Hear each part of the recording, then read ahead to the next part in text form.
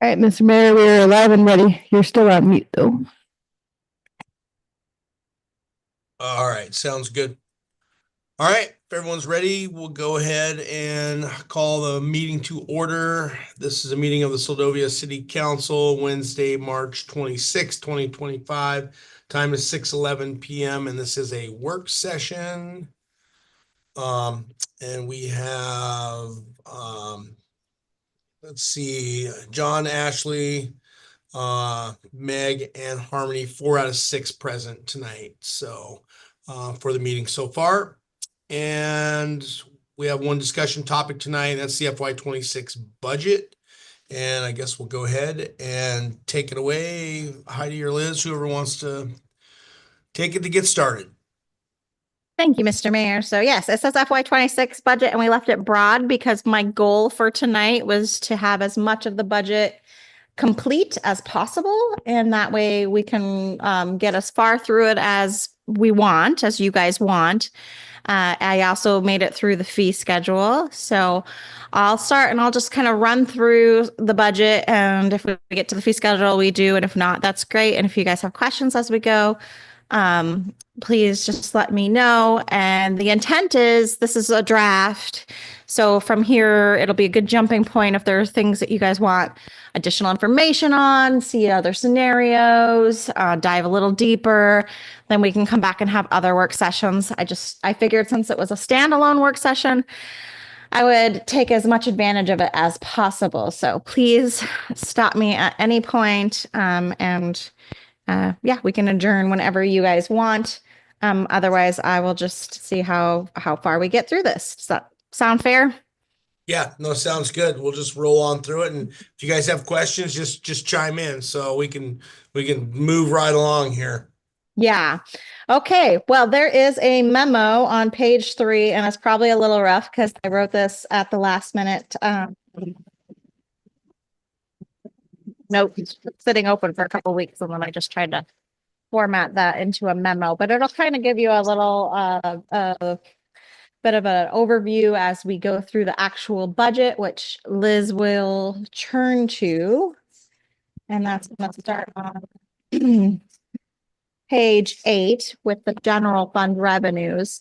So for this overall summary, I will just run through real quick a couple of these notes. There will still be some minor changes to the budget. Departmental requests continue to come through.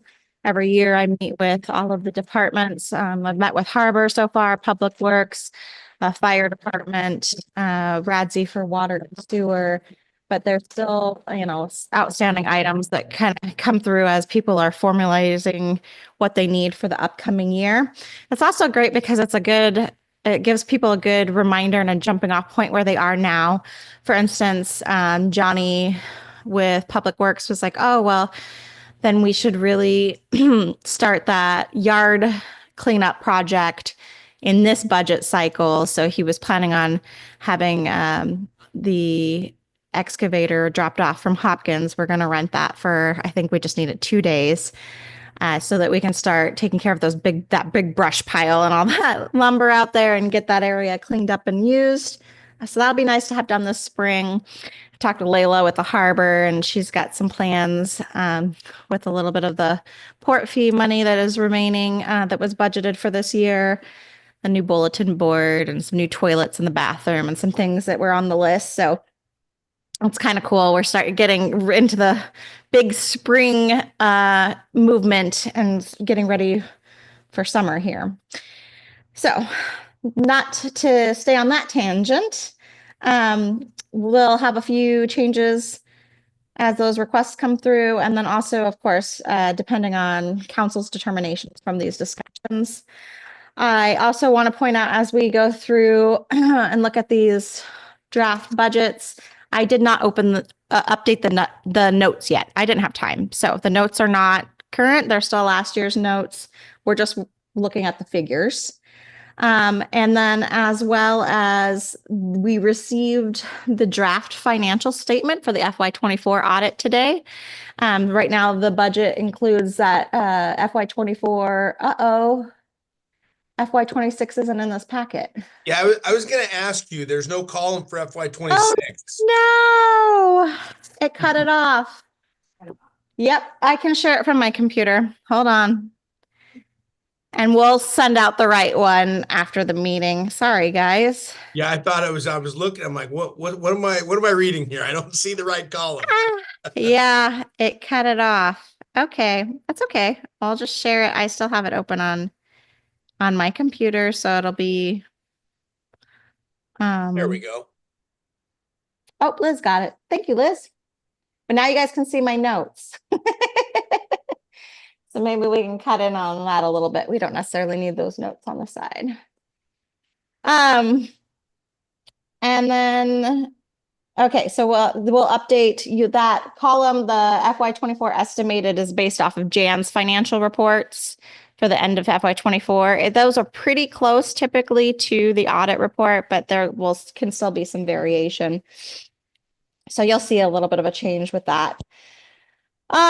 I do want to say that the FY26 draft budget is a balanced budget. It considers the basic needs of the city. There are not a lot of capital projects considered in this budget yet, and that will be, I think, a very valuable work session to have in the future to talk about capital projects in general, as well as senior meals, and we'll get to that here in a little bit. The dock fund is not balanced, and that one is a problem that we run into typically every year. So we'll get into that as well. Personal allocations you'll see here are high. If we go to the bottom of this page, Liz, since they can't see the full document in front of them, you'll see that we're running at our expenditures for the general fund at $912,125, and then our revenues at 924. So we're still exceeding. And the reason why this is high is because we are anticipating a loss of 25,000 from our capital assistance program. They're saying typically we get about 78, 79,000, and this year we're going to get 53.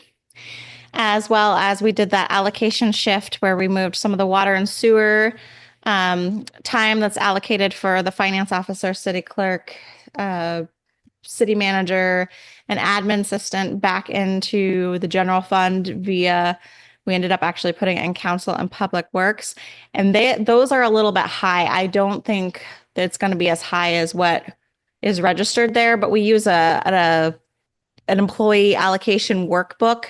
And when I worked the numbers back through, that's what showed up. And I tried to work it a couple different times. I feel like it's going to even out and be not quite as high as we go. But that would be the highest it would be. So we're accounting for the highest in cost in those funds. So the budget is a little bit high, and we can keep working as we go through it on some of these numbers if there are places that you guys want to see some cuts, or like I said, different scenarios. Our general assumptions, I would say, during these considerations is that while we aim for accuracy, we also budget expenses high and revenues low. For instance, general fund revenues are typically 100,000 less than budgeted across the 7 funds. The intent of the budget is to anticipate the majority of expenses for the year at the highest expense scenario.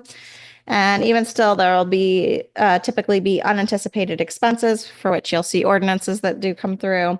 And then preferably less expenditures than anticipated. So we definitely budget about 100,000 over to just take care of any scenarios. Hey, Heidi, real quick on that Yeah. electric and telephone share, the electric cooperative under intergovernmental revenue. Uh-huh. What is that piece? It was started in 25, and then we've got 5,000. Yeah. So if you scroll back up a little bit, Liz. Right there, the highlight. Oh, yeah, right there, the highlighted one. Yeah. So it's, I think Go down. Go down a little bit. Yeah. No, up. Sorry. Oh, sorry there. Yeah. So I'm not sure. I need to double check into that. That was a question I actually had. Okay, is that why it's highlighted? That's why it's highlighted. Gotcha. Okay. Okay. Yeah. No, I figured it's still a work in progress, and I was just curious on some of the highlights that I'd see Yeah, kind of highlights randomly throughout the document. Yeah, highlights are things for me to point it out for me, and then sometimes for you guys. Gotcha. Like the Okay. 21,000 for the interest lease that comes in every year too through the audit. So that's highlighted as well. So those are things I'm going to confirm through the FY24 audit that they're still carrying through. Gotcha. Okay.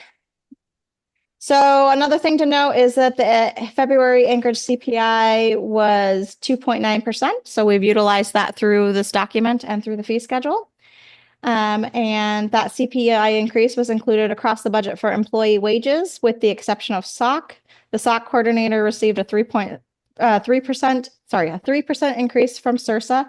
The city manager, as you know, you granted a 5% increase, and then the AMHS employees did not receive an increase due to that contract status, which is to be renewed in 2028. So we may have to look at that here in the next couple of years before 2028, certainly. General liability insurance is expected to not exceed 10%. And we've also budgeted that health insurance at 10%, because that seemed to be a good round number to start with, according to our health insurance company.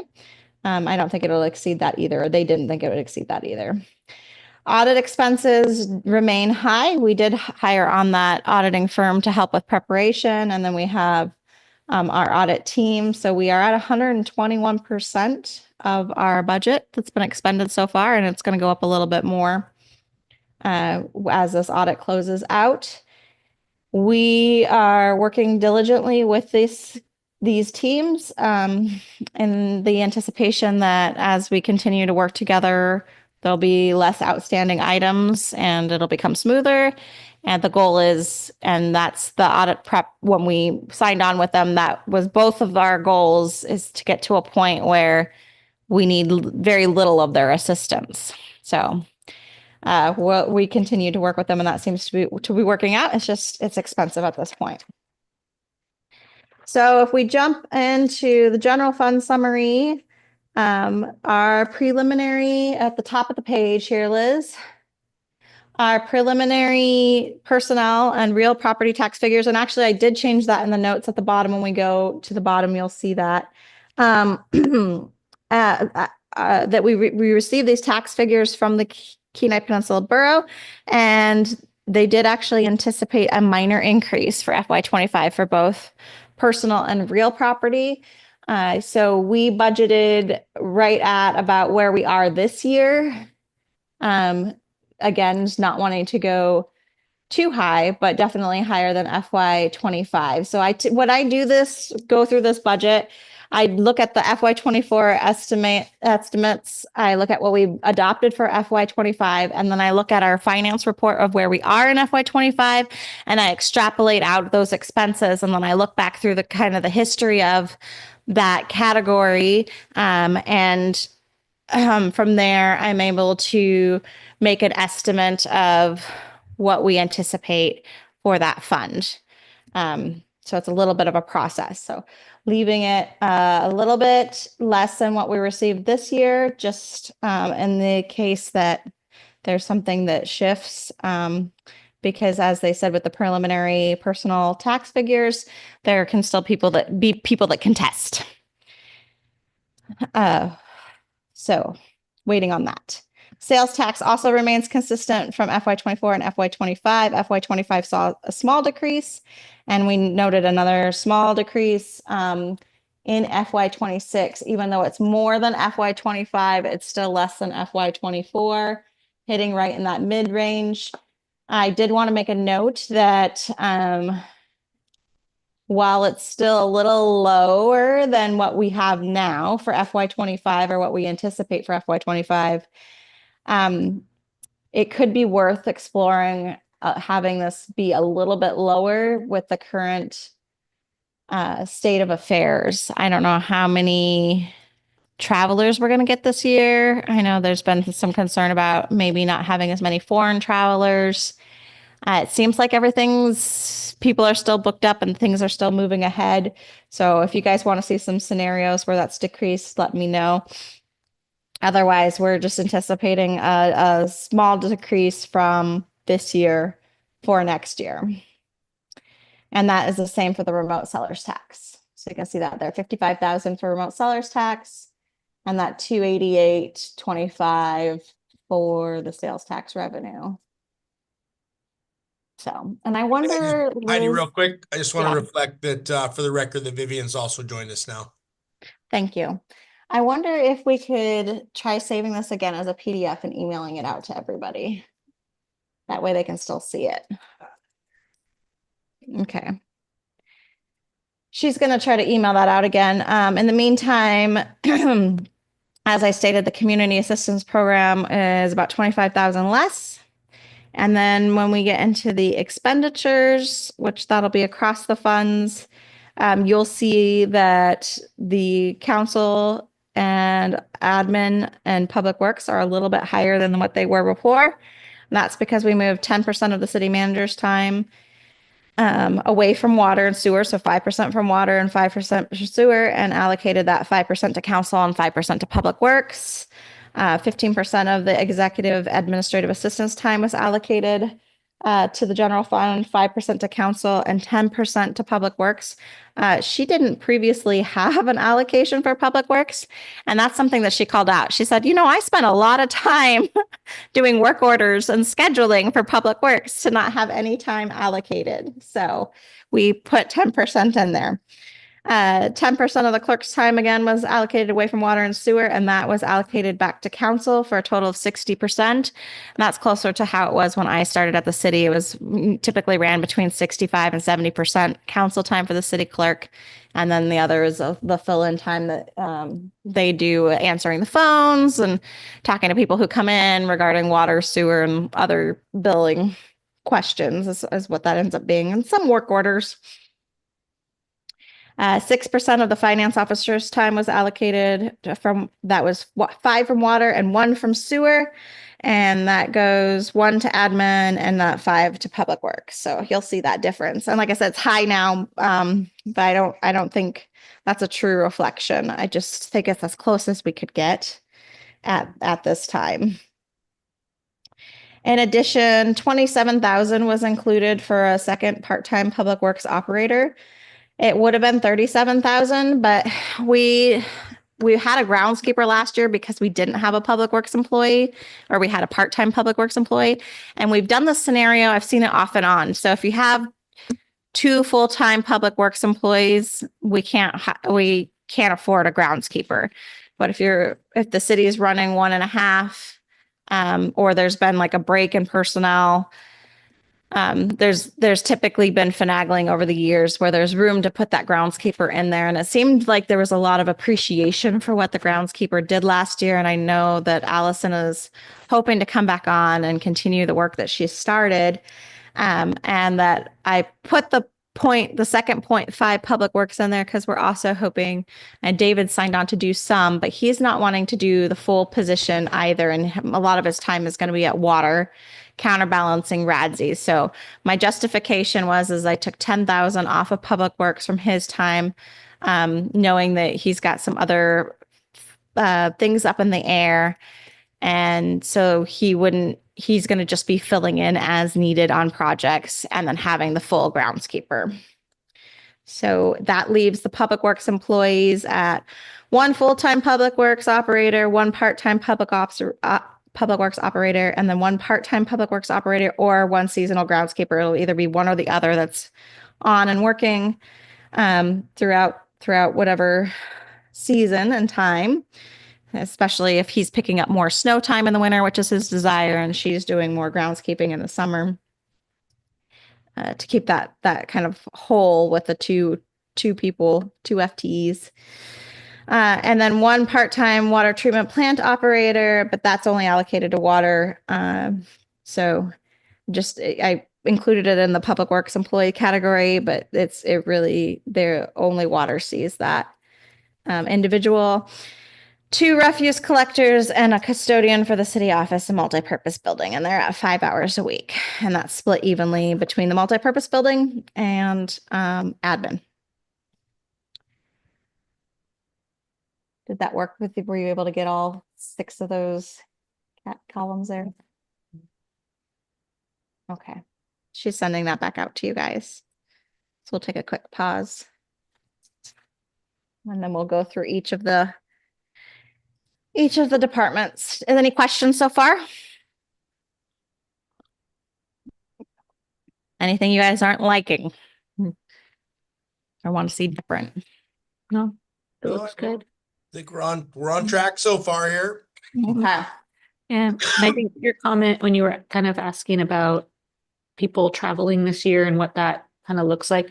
I've only had one group. It was just 2 guys that were going to be coming from Canada that canceled. Mhm. And it was, I think, more because the son had a back surgery, but the old guy started complaining about the cost it was going to be coming from Canada and and all of that when he started to look with the changes of things. But no, but I haven't seen anything else. And then I had just got a inquiry list from the Homer Chamber yesterday, and there was 2 parties out of like 15 inquiries from them that were from Canada, as well. So just to know that people are wanting to come still. So Fantastic. And that's kind of what we've been hearing. So I'm like, okay, we're gonna play it safe, but not too safe. Okay, so you should have that corrected budget. I received it in my email and was able to open it. Hopefully everybody else is able to see it and open it, and then we can share it again. And if we move to the page in the shared document, uh-oh. It's just loading slow on my computer. I thought, yeah, everybody's trying to get into it. It's okay. Are all the pages there?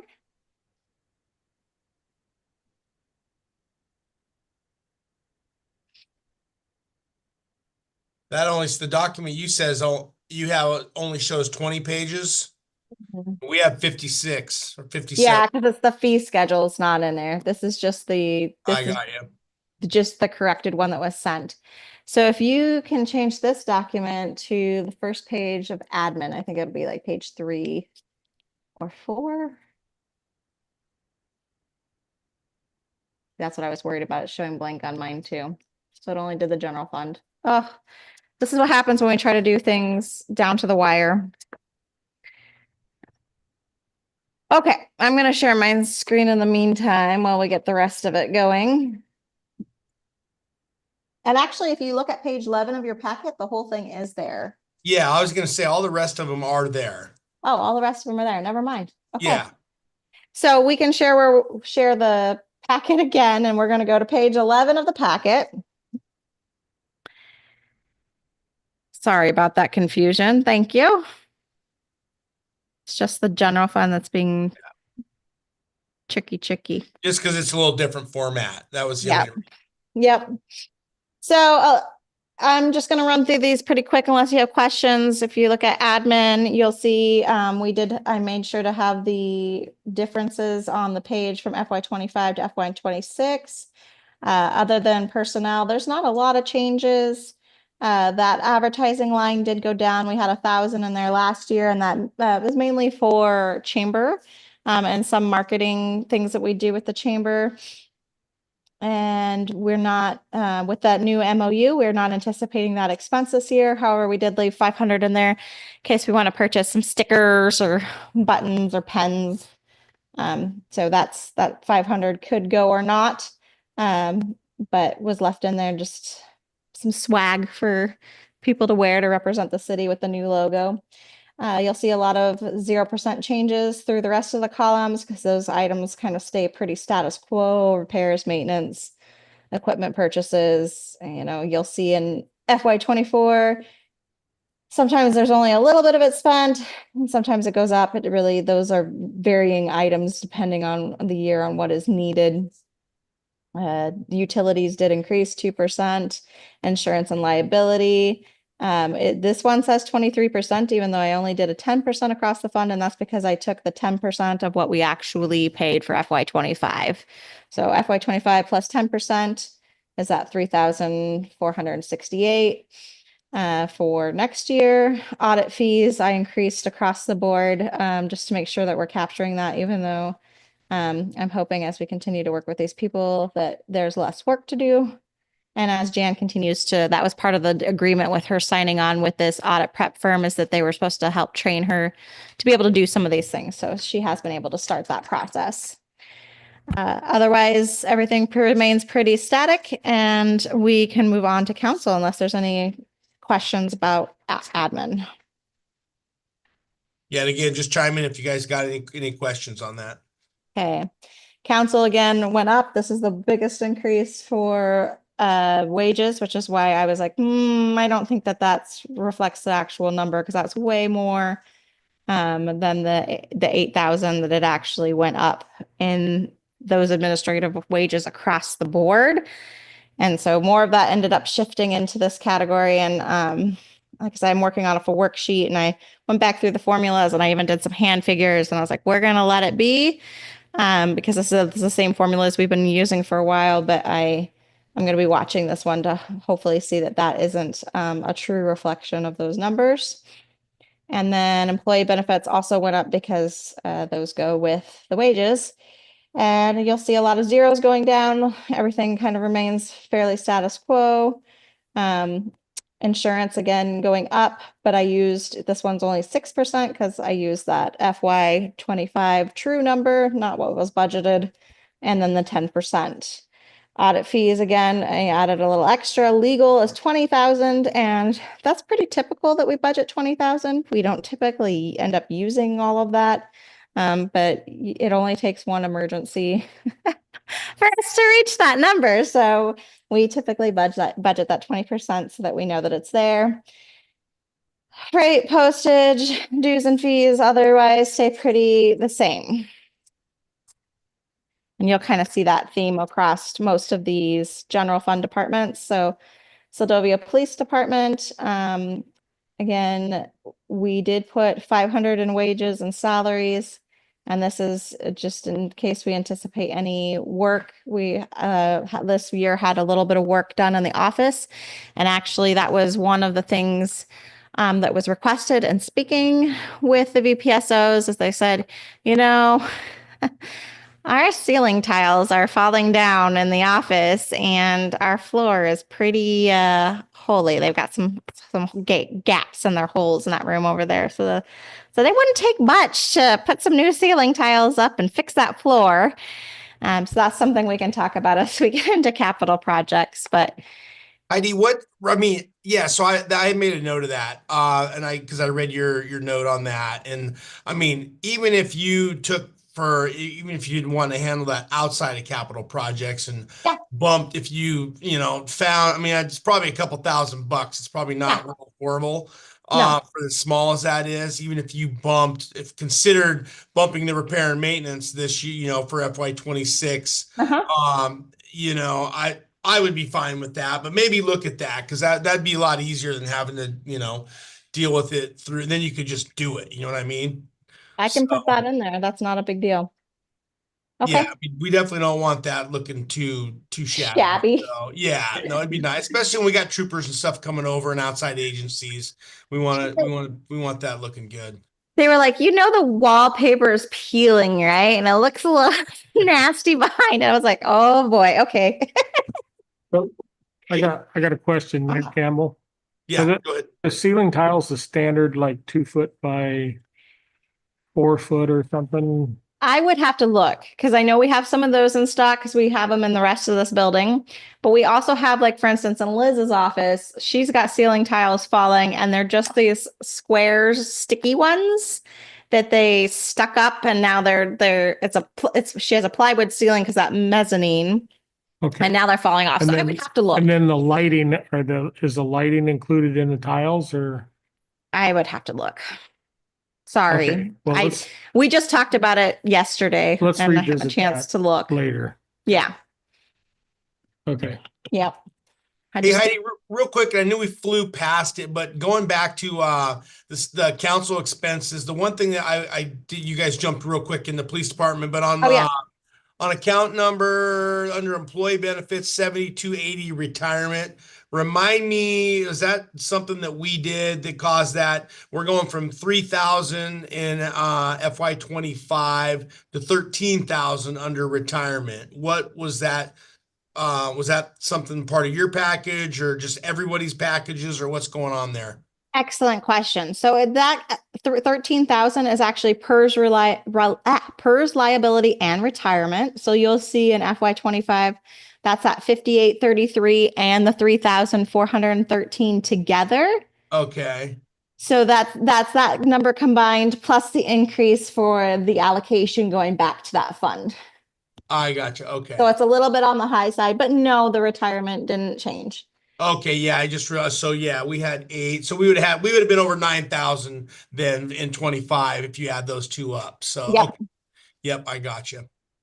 All right. Yep. That's all I got. Thanks. Yeah, it's weird because that's how Jan does her finance reports, is she just lumps it into retirement, but our budget separates it out. So that's actually a number that I have to go back through and extrapolate and then populate in. And this was not a priority for this meeting, so I will have it in the final document. Okay. Perfect.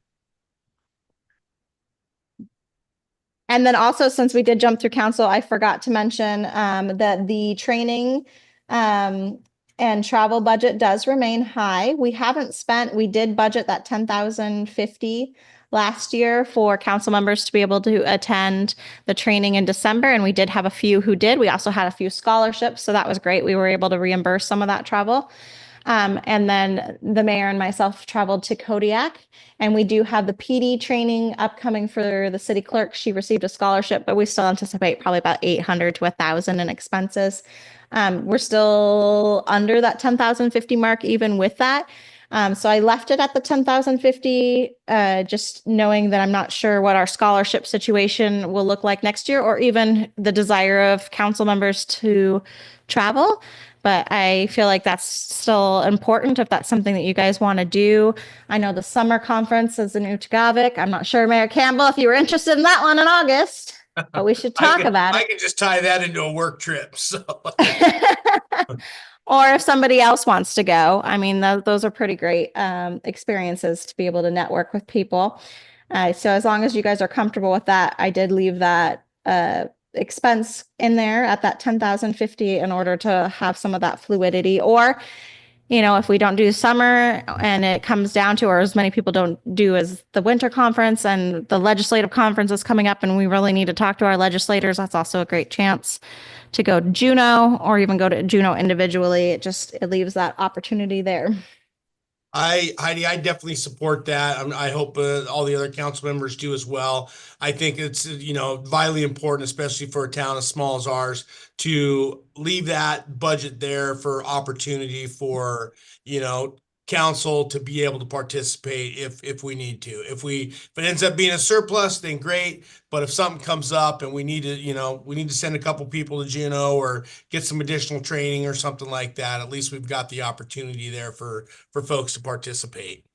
Yeah. And another item to note is I happened to be in Homer because I was traveling for a personal reason for the last KB NER meeting.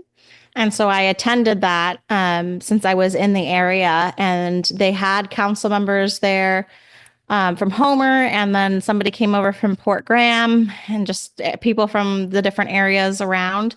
And that was really a neat experience to see the projects they were working on, especially as we start talking about projects that we could potentially be working on with them in the future. That's another opportunity there that could be worthwhile, as having some council input and influence into. So definitely some opportunities for that. And then 3,000 in there is for equipment purchases, and that will be upgrading any Chromebooks or laptops as we need. We actually have a maintenance schedule to update those. We will be looking at this a little bit more in recent conversation with our IT. We're also looking at some upgrades, and we'll be talking about that for our cybersecurity. And one thing he's always told me, I'm not an Apple guy, but one thing as we were talking, he's like, it could maybe be worth investing in some Apple pads for your council for security wise. So we'll vet that out a little bit more and bring that back to you guys. Okay, police department. I think we kind of ran through that. I have one question on Yeah. police department. Just because I had heard through the grapevine of the truck possibly needing quite a bit of maintenance coming up potentially. And so I was just curious if that was something that had been brought up in conversation to you, since it sounds like you were, you talked with them about budgets. Yes, so we haven't talked about that one recently. There was quite a bit of maintenance that was budgeted for FY25, and some has been done. And Okay. so I'll check back in and make sure what else needs to be done. Because it was just like a few days ago that was kind of like in a passing conversation of like, and it may not be that it's a lot of funds needed. It seemed like it was unknown. It's a lot of like all the lights are like all the service lights are on is what I had heard. And so it's maybe just making sure so that since that's ours, Yeah. that we have that covered, because like to catch that early, if it's something that we just need to find out what those codes are and if they're Yeah. So I was like, I know they did some work on it recently, Yeah. but I'll double check it what was happening real there. recent that I had Okay. heard that comment. So I thought I'd make sure Okay. that And they're doesn't get getting- missed. And they're getting their own truck as well. So that's Awesome. exciting. Yeah. That's coming Cool. here in the next couple of months. So Heidi, any of those expenses would hit that 9112 account, the vehicle expense Ford truck? yep. Okay, so we do have 4,500 in there for this year. Yeah. And we still have, there's that 10,000 in there for FY25. And let me look real quick. I'll tell you how much is actually left. So that's where I'm saying, even as we talk through this, it's like, okay, what do we still need to do this year? Yeah. And so I look at the truck and it looks like we put 2,300 in it this year so far to date. So I'll check in and just see what is it that we can do Just make sure we're taking care of to it. take care of it. Because I think we can do that before the end of the fiscal year. I was wondering that too. Sweet. Thank you. Yeah, especially if we had to run it across or something too for a shop over there. Or I don't know if Rick's got a scanner. I'm sure he does. So whatever, however you guys normally do that. Yeah. Okay. Thanks for letting me know. And we'll move to fire and EMS, and we kind of lump these together, even though they have their own pages. Again, the 2.9% increase for employees. Benefits did go down a little bit, but that was just because of looking at this year and look at FY24 compared to this year, compared to the 2.9% increase, and consolidating those numbers.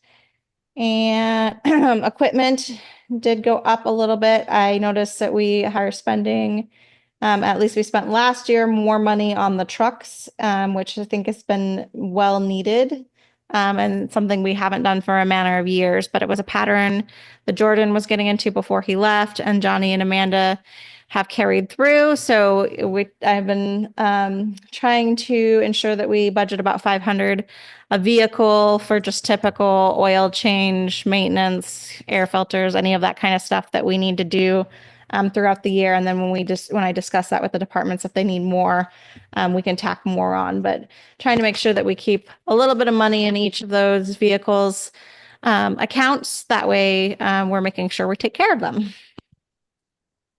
Insurance again went up, and it shows 6%, but it's 10% off of our actuals from this year. And dues and fees did go up because our payroll expenses had increased a little bit, but otherwise that fund stays pretty status quo. If you don't have any questions on fire, we'll go to EMS, which is very similar. I do have a couple of highlights you'll see in there, and that's these are again more notes for me. That ambulance had a lot more work done this year than anticipated, and so I just wanted to double check and see what more we're thinking for next year. Even though I've talked to both Public Works and Fire and EMS, I haven't narrowed that one down. And then, Quick, yes, quick question. Sorry to interrupt you there. Yeah. So for both fire and EMS, I know we've got 3,500 in there for training. yes. But zero for travel per diem.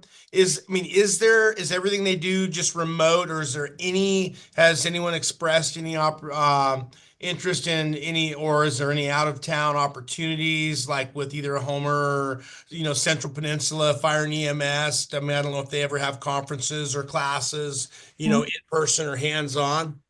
Yeah, excellent question. So actually a lot of our budget that goes towards training is actually for travel. So it's Okay. 6 in one, half in a dozen in the other, which category you want to put it in. But we did put it in training, and we could move it back into travel, or we could split it between the two. I think it's fine. I just wanted, I was curious about that. So Yeah, they were able to go to the EMS symposium this last fall, and they haven't done that in several years. And I heard 3 or 4 of you. I don't know if you want to talk about that, Liz. 3 of us went. Amy Morgan went, myself and Helly. I think the APIA paid for Amy's portion of it, but it was a quite wonderful experience. It was a week in Anchorage, and I know we had another member of the department that had wanted to go, but pulled out at the last minute for scheduling reasons. But it was, I think, very worthwhile to connect with all of those people, and I look forward to having a lot of more of us going in the future.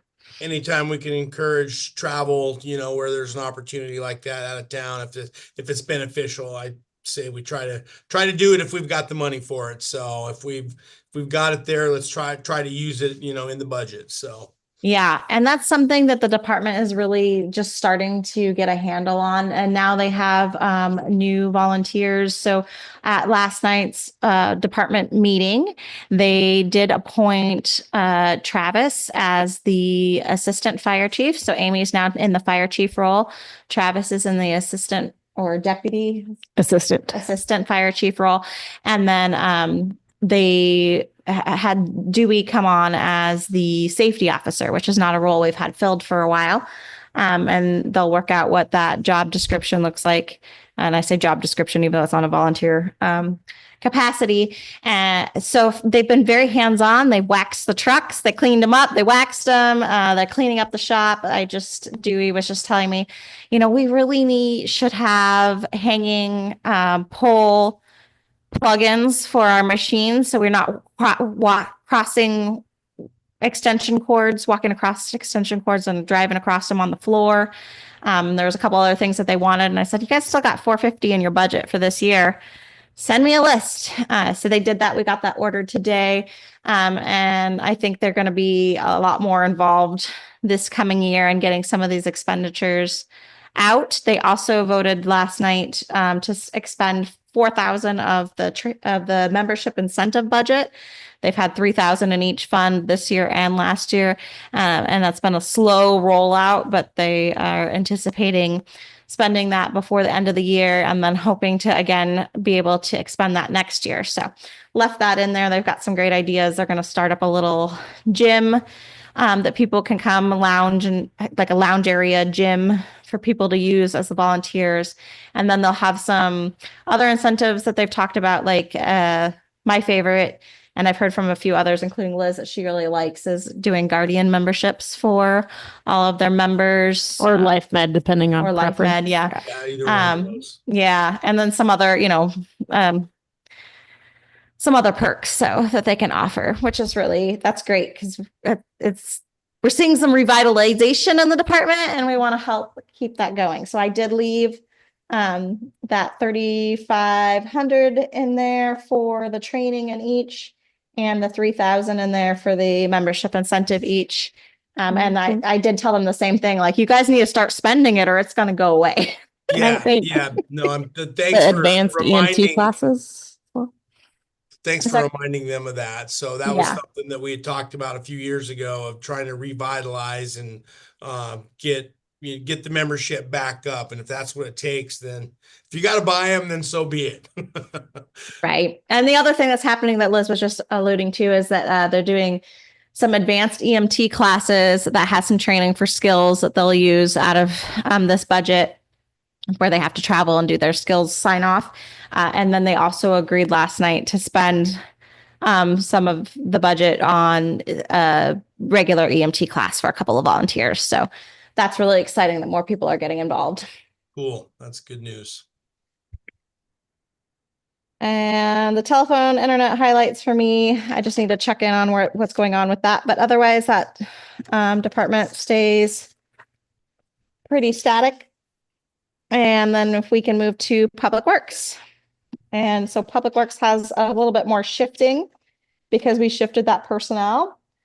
So you can see there's an 11% increase for that. And then a 15% increase for benefits, just trying to make sure that we capture any of those changes because I did not have exact numbers, but I had pretty good estimates. Took out travel and training under Public Works because it hasn't been utilized. And I figured if it needs to, we can put it back in. Typically, when those employees are traveling, they're traveling for water or sewer. And that's where that ends up going. So the same thing. I highlighted that one because I noticed that was zeros this year from last year. So yeah, and you'll see I that. think we need to come up with some opportunities and encourage, that are legit that we could take advantage of. So definitely like to see a little more thought put back on that one. I don't like to see zero there. If at all possible. So if there's room, if I'd like to see something in there and if it's sending Radzi or sending somebody for a class, whatever we got to do, I think that'd be beneficial. Okay.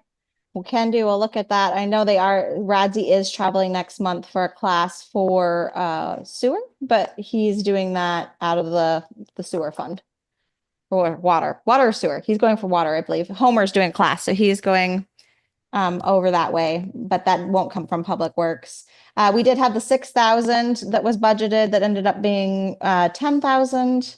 And we utilized some ARPA funds, and that was FY25, and that was the grader training. So even doing that would be great if we could get somebody down here more regular to work with anybody who's new or any questions that our operators have. But typically this training and travel fund will be based for that, for some maintenance and operator work. So we can look into that for sure. I also I wanted to highlight repairs and maintenance because I did take that budget down quite a bit this year after talking with our operators. We have been doing pretty well at doing some regular maintenance the last couple of years. I mean, geez, you look at these vehicle maintenance in FY23, there was only 3,000 that was used. FY22, 7,000, FY21, 11,000. So FY24, we jumped that up to 25,000.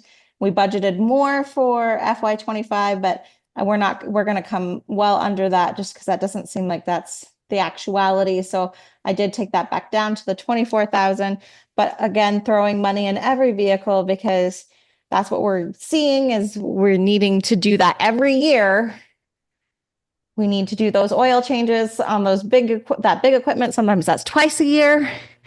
And I know, especially for that new grader, that takes that, and I have the note on my computer. It's like the DEF oil. And then there's, we're bringing in pallets of oil. Yes, we are. Special for those equipment. I will steal a little bit of John's thunder here, but before he goes on a rant, but we have, like most of our stuff, we are typically deficient in preventative maintenance, and that probably explains for the lack of some of this spending, right? Yeah. If I know, with Johnny and Amanda would have to tell you what needs to be fixed, honestly, or what, is going to break, because it will break sooner or later, right? Yep. That's just something rather than, because I noticed that we had 9,200 for the loader last year. You're taking that down to 5. And then the flatbed from 3,100 to 1,500, right?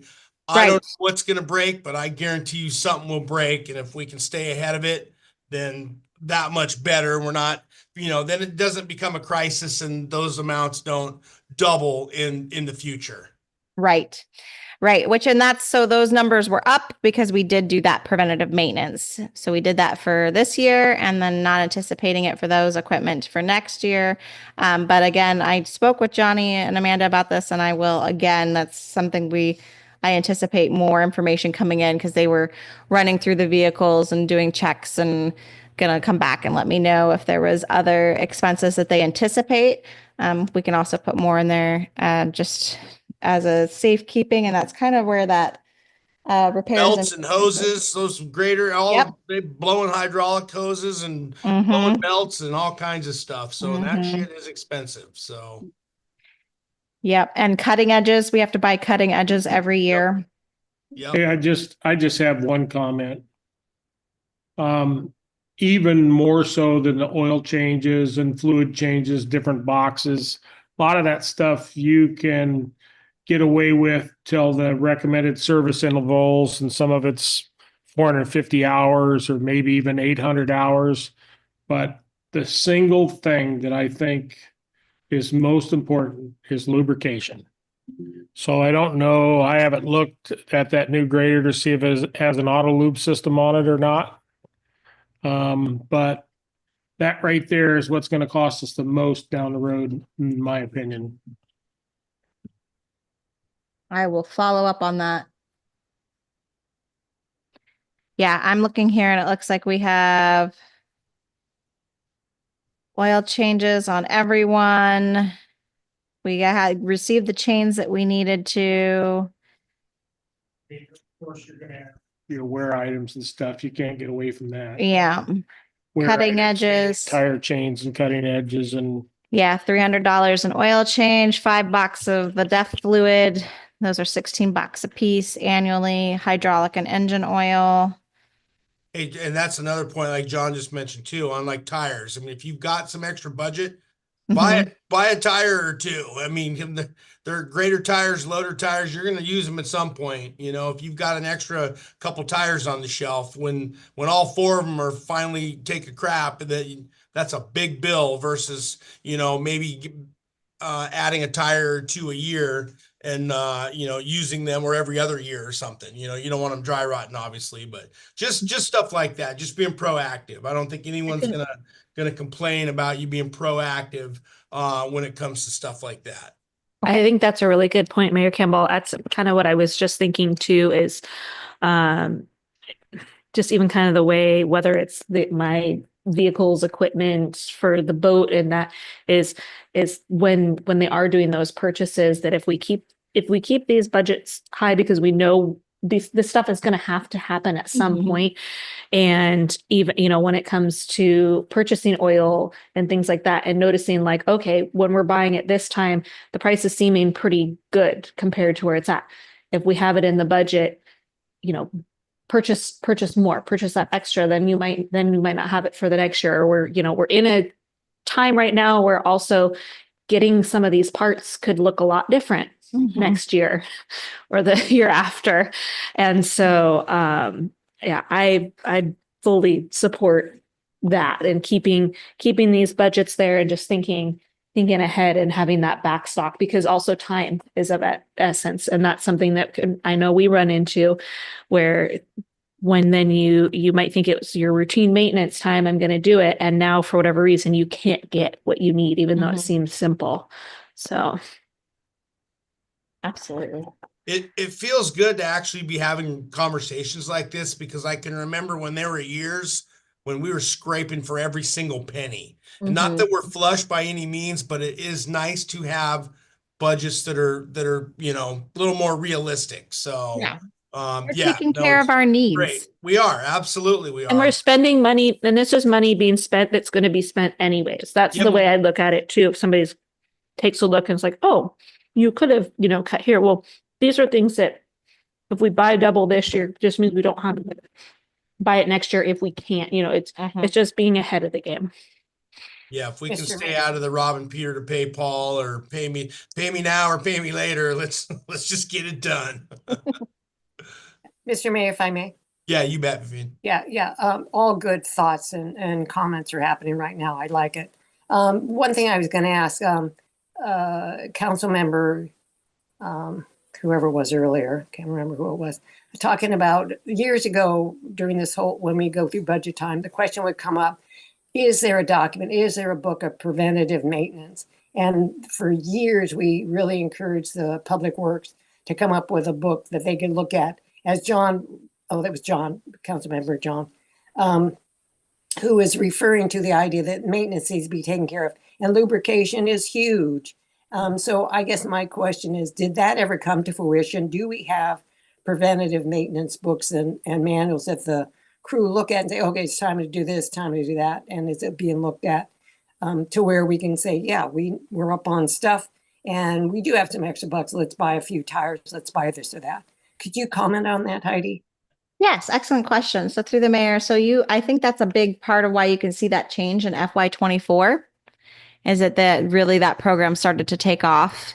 And it's still in its inception. I think it still needs a little bit of work, but certainly they are making sure that the regular maintenance that's needed, the oil changes twice a year, all of that is written down and documented. John, Councilmember Kennedy, actually brought us some books that as examples that he used in the past, and those have been really beneficial. So, hey, I just got a couple of questions, all good stuff, but like the wear parts and the tires and stuff, as that piece of equipment gets older, those tires will date out on you if you keep too many of them. You know what I mean? So it's nice on a new piece of equipment to have a decent tire there as a spare, but that tire is going to, there's dates on those tires and they're going to go down. It's something that should be stored inside. And I guess the point I was trying to make about the lubricant, so we want to be careful on how much stock we have towards the end of life service for that vehicle. But the other thing I wanted to say when it comes to lubrication, and I'm glad Vivian brought it back up, the lubrication interval, if you look at it, it's probably in the neighborhood of 40 hours, 40 hours run time for the machine. And whereas you're going to be changing oil at 640 hours. Right. So you should be going through about 5 times the lubricant. But I don't know, I mentioned it earlier. I don't know if the grader has an auto lube system on it or not. I could look just in a few seconds and tell you, but I don't think it matters which vehicle it is that we have. If you're not lubricating things, you're going to be buying hard parts. And I mean, tie rod ends, drag links, that kind of stuff. So they should be, I'm thinking it'd probably be more appropriate to check fluids and lubricate even on some of that stuff that's used more regularly, maybe once a month. Okay. I don't know. I don't know how many hours you're putting on the machine. But anyway, just a little food for thought. Not a lot this winter. No, I've been gonna go put my cat key in there and see how many hours is on it, but I thought somebody will get mad at me. Oh, did we lose the mayor? No, I'm here. Oh, okay. We just lost you. Oh, no, I'm here. Hey, I've got another follow-up to that before we move off of Public Works. Back up at the top, under wages and salaries, you've got that 15,000 for snow removal. That's part of the salary? You guys just when they code their time cards, do you just have that broke out during the snow season just so you can track it? Or is that something else there? Nope, that's so we can track it. And because a lot of times there's an overtime that ends up in that category. So we do track it separately. And for Public Works, their time is done by the half hour or quarter hour, depending on what project they're doing. So they track all of that snow time. This year, I can look real quick. I think we have pretty much nothing for snow time.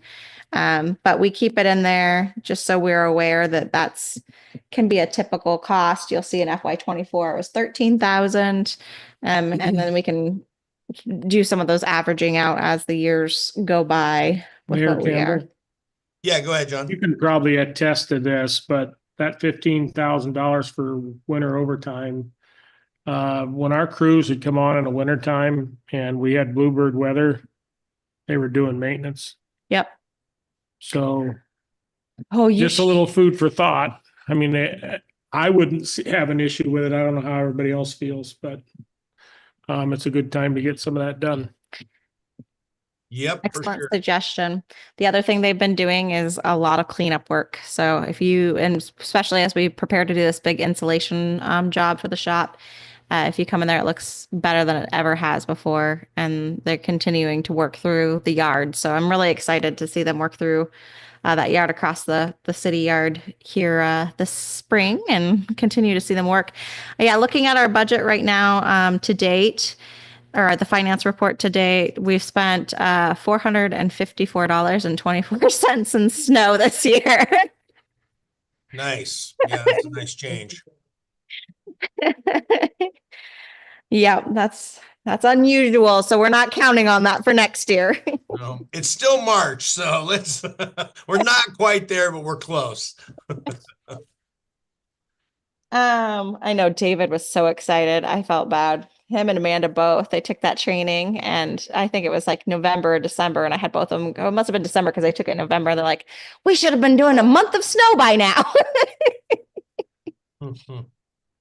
So, okay, if there's nothing else for Public Works, we'll look at the multi-purpose building. You'll see that there is a pretty hefty wage increase in there, even though it's only $3,208. And that's to account for that custodian. We went a year and a half without a custodian, and honestly, that was not the answer. I really saw a lot of grime and wear and tear in the space without that. So Alex agreed to come on, and we're really happy to have her doing that, especially Seldovia space needed it. This place needs it. I'm going to talk to her about maybe picking up and doing a few more hours here and there, because I know the bathrooms needed again. And then she's also doing a few hours at the city office. So that's 5 hours a week that's budgeted there. So 2.5 here for that. No, sorry, five here for that 3,208 plus. Nope, because that's for the year. So that's 2.5 here. And then the 800 is also included in that for any maintenance that's happening. So we did notice some maintenance in FY24 and FY25. That's like the stairs that they repaired, just like some general plumbing issues that have been in the Seldovia space. So some of their time, because like I said, they track and write down that time. So you'll see that in there. Contract services and leases did increase, and that was due to, let me pull that up. Oh, that's due. There's $2,979 in there above the general contract services and leases for our fire alarms. They all need to be replaced in this building. We have 14 of them. We received a quote from Yukon Fire last fall for that amount. So making sure to actualize that and put it in there so we can get our systems up to date. They are always amazed when they come and check it out, because our system is straight out of the 80s and still functioning. But all of our pole alarms are out of date. So they're going to update those all for us, as well as our smoke detectors. Those all need to be replaced as well. So if nothing for multi-purpose, we will move into special revenue funds. I'm going to start with senior meals. I don't have a whole lot to say about this one right now, because unfortunately, we're waiting from the state to see if they're even going to fund the program. They do a competitive funding every 3 years for the program, and then it kind of just rolls over in the additional years in between that competitive award. And if you guys remember, we missed it 3 years ago, and then they were able to fill back in some of that budget. So we're very cognizant that this is the year for the competitive funding. We keep looking for it. We keep harassing them about it. And we did hear in earlier discussion when one of the individuals from that department came to visit, that they're anticipating some budget cuts, and as well as in recent emails that maybe it was coming out, they were working on it. So that may mean that there isn't funding available, and we'll have to look at this program a whole lot differently, because the only funding we have is from the Kenai Peninsula Borough for that $11,000 $737 so far for this year. With that, I anticipate that we can make it through August, serving 3 meals a day. But Jan wanted to look at some other scenarios, maybe not having the program in the summer when there's other opportunities, and then just having it for a few months in the fall, cutting it down to 2 days a week or 1 day a week, focusing more on meals to go. I mean, just seeing how far we can stretch it. It's not a lot of money, but I think there are some things that we could do differently with it if that's what we have available. Of course, that's going to mean, that those employees are losing time and wages, but that's the sad reality. And like I said, I won't spend a lot more time on it unless you guys have any questions that I can answer, but I'm hoping once we get to hear back from the state, we can have a bigger conversation about this program. Sounds good. Water. So special revenue funds, I did fill in the expenses and the revenues based on the CPI increase. And then you'll see that in the fee schedule. Water did go down a little bit for salary and wages and employee benefits because, again, we shifted to the general fund. And actually, I think this is the one that was really fairly high in their allocation spreadsheet that we're using. So I anticipate that it will drop a little bit more than that. Travel and per diem remains up for those training opportunities. Training stays the same. It is only at 1,000. And I will say that is also because we do have an opportunity through the state that they reimburse operators for training, I guess up to 2,000 an operator a year. So we have been able to take advantage of that and doing some online classes. Radzi will be traveling over to Homer, like I said, next month. Amanda just completed her water treatment level 1, and now she'll be doing the water distribution. I think that starts next week. So that's very exciting to see her going through that. That's one of those things. No snow, so she's training. But there is some funding in there for that. Operating supplies remains high. And as we discussed before, we kind of already went through water and sewer with this. We do see that fluctuation every other year for that polymer that comes in. Every, 1 year we buy 2 barrels, the next year we buy 1. You'll see in FY24, we only spent 7,306. Well, that was a 1 barrel year. FY25 is a 2 barrel year. We're anticipating this year will be a 1 barrel year, but it doesn't take a lot to change how things operate in that space. So those remain stagnant. The equipment costs did drop a little because we were able to purchase some of those things that we needed in the last year, and that really only dropped for the vehicle expedition. So while you saw the loader, backhoe, and everything, the costs in public works, you'll also see some of those costs are allocated to water, sewer, BHO, depending on what they're doing at the time and how and what they're servicing. So there is some budget in each of these categories for those equipment as well. Heating, fuel, utilities remain rather stagnant. Insurance goes up, audit fees go up. Freight goes up because it's gone up. So that's the cost that we're seeing there for bringing supplies in. And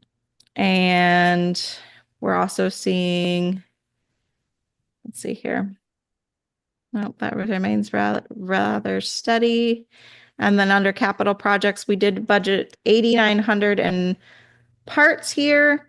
This is per Radzi's request for some extra tubing and things for up in the plant. I can pull up the exact list of what those are. But we do want to have a bigger conversation about the media and the pumps when we get into the capital project discussion. And that'll be in an upcoming meeting. Let's see. Heidi, what caused you to bring the heating fuel down by 1,500 for FY26? That we did come down because of looking at what we spent in FY24 versus what we spent in FY25 to date, and then extrapolating that figure Okay. out through FY25. It's still higher than what we spent in both years. Mm-hmm. But Okay. I feel like it's fairly safe to say it's not going to be as high as 14,000. We budgeted high in FY25, and what I like, was no, wondering. we're not quite meeting those numbers. Okay. Hopefully we don't. Yes. It's still higher than both It was years. a warm winter too, though. That's true. Yeah. Yeah, it's true. But we also didn't spend that in FY24. Okay. So it can go back up if we need to. That was just one that I was like, ooh, how'd you do that? I also noticed that when the heating fuel, this is funny, I've noticed this over the last couple of years. If the heating fuel goes down, then the electric goes up and vice versa. Mm-hmm. It's Yeah. No, that's the only reason I asked, because I watch those numbers like a hawk, and I do not always even understand as I'm looking what they do. And so like, oh no. yeah, there's been, I think it was last year, or maybe it was FY23, we budgeted. And it ended up being, the exact opposite. I think one time, and I can't remember which category it was like 14,000 for heating fuel and 8,000 for power. And then it ended up being 14,000 for power and 8,000 for heating fuel. I was like, I don't know why it swapped. Yeah. Okay. Hey, the financial institution probably has something for how people paying their bills. Is that you got the software fee, the financial institution fee? Is that merchant fees or something? That's exactly merchant fees. Okay. And so we did receive notice today that those are going to go up. That's something we need to really look into and evaluate if there's a way we can do that differently and better, because that's And quite what bank are we through? Didn't we go? I remember when we switched a few years back. Who is that with? So actually the financial institution fee is for our credit card. Yeah, that's So anytime, that's QuickBooks. Anytime we're running the credit cards, that's what it's doing. okay. So we had switched through to QuickBooks. Okay. Yep. Okay. Well, we'd have to look at that because typically those are negotiable with normal financial institutions. So, depending on what you're looking at. So I don't know how that looks, but I'm sure you guys will look into that, obviously, as you stated. Yeah, no, Layla told me today that she received a notice from Square that they're going up 2.6%. And Jan sent me an email saying that QuickBooks was doing something very similar. So we need to reevaluate that. Going up an additional 2.6? Or up to 2.6. Okay. So we'll be looking at that. Yep. Any other questions on water? We are showing $230,886 in the revenues, and that is based off our extrapolated this year's budget at plus 2.9%. So, and we'll talk about that a little bit more when we get into the fee schedule.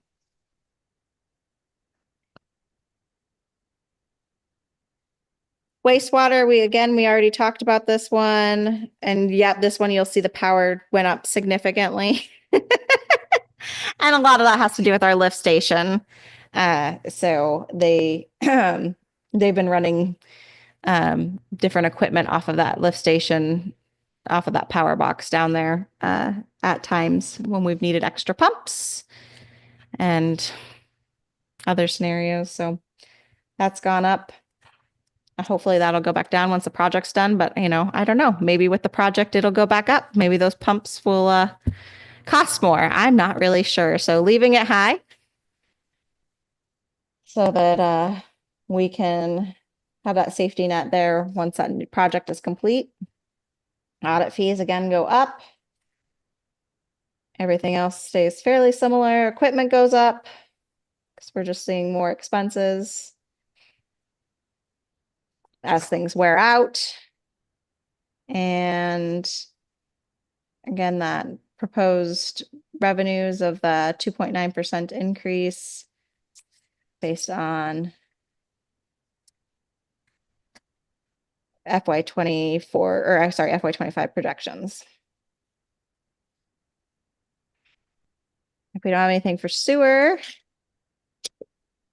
we'll go to dock, and dock is our continuing, our fund that continues to try to run in the red. Typically it catches up, not by a lot.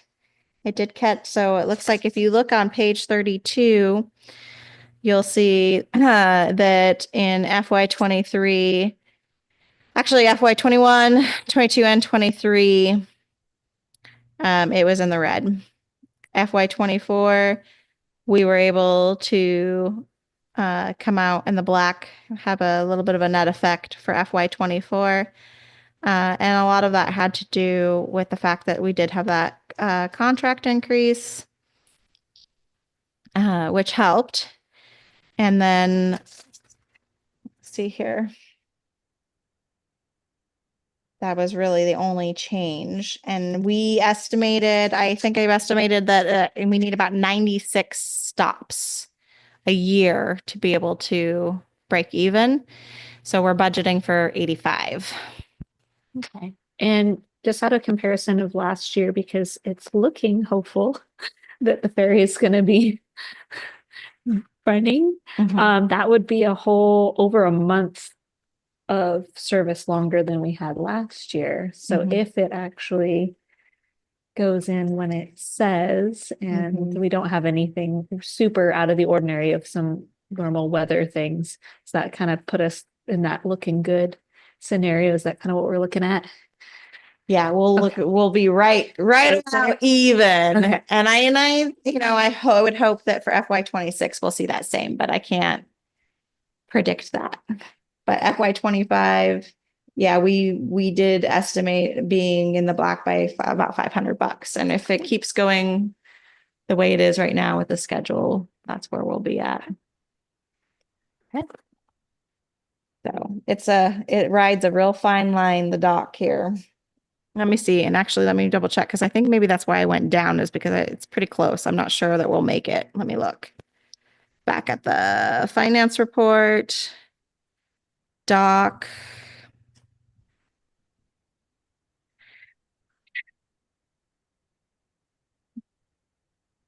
Yes, so for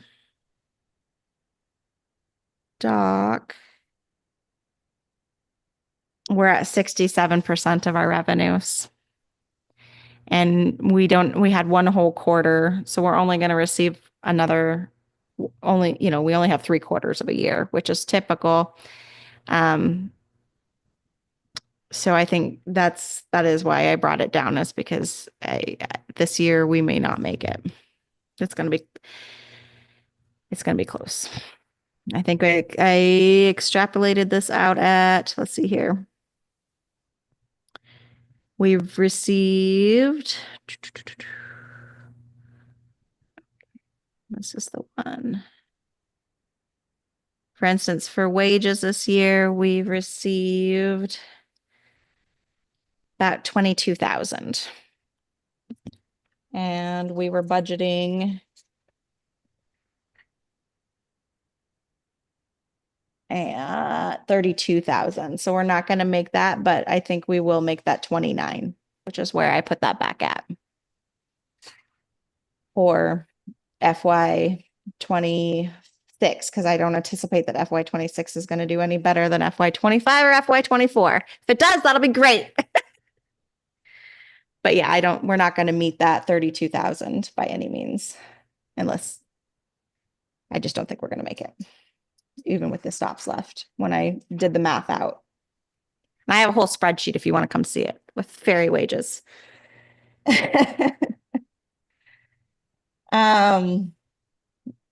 Everything else stays relatively the same. Office rent, garbage is again by stop. Telephone is by month. We do get some crane use. It's, we did put some rent towards this facility, not a lot, but it's getting $1,300 in rent from at the SFL lease.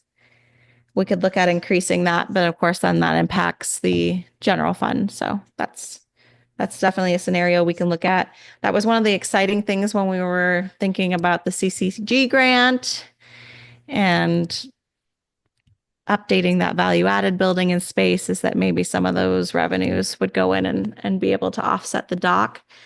Certainly, I think there's some other opportunities that could come up in the future that could do it, but really this fund depends almost solely on the ferry. We also put raw fish tax in here. So, any questions on dock?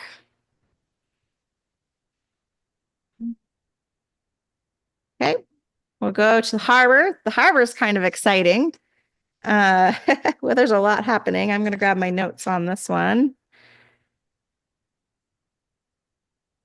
So, for the harbor, we're seeing quite a bit of movement and maintenance due to the utilization of that port fee, and that doubled. So that's been really helpful. I heard a lot of appreciation last year for the work that was getting done there, and we're hoping to do it similarly this year by hiring a dedicated maintenance worker for that facility part-time. And let's see, so 2.9% increase for the employee wages and salary.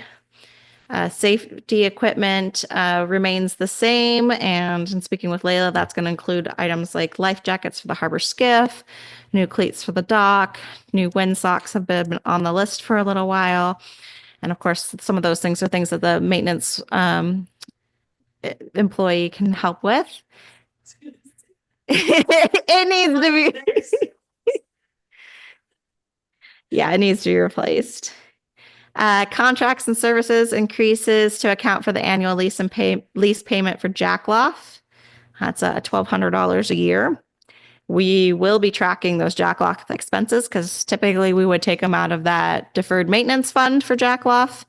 But we are saving all those funds for the Jackloff project. So if there's anything left, we can send that back to the harbor, or else I think we'll have to take that into account as Jackloff gets up on its feet and starts incurring some revenues that it'll have a balance due to the harbor for what it's covering right now.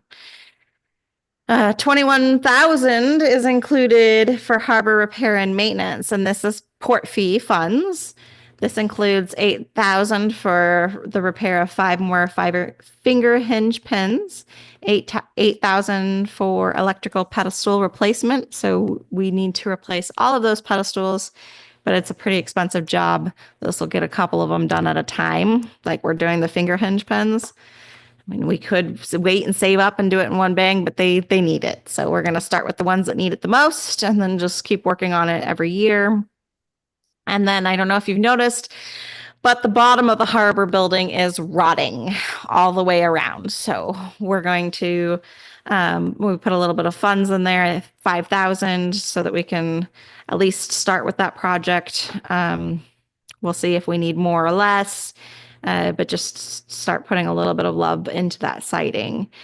Also included in the wages is, and it does come out of the port fee funds, but it comes out of the port fee account, but it shows in wages is that time for that maintenance worker. So you'll see those in there. And let me see, what else do I have to say about that one? We're budgeting 4 months time at the part-time work, and we have money left. We had a great meeting today, or I did with Layla, and there's still about, what did we say? She had 6,900 to spend, and that will cover 2 months maintenance and then her toilets and her bulletin board for this year. So that will hopefully have that maintenance employee come online at the beginning of May, and then they can work May through June and complete some of those projects and then get into some of these bigger projects here in July and August. So that's really neat. One of the other projects that'll be completed sooner than later is that water line to E-float.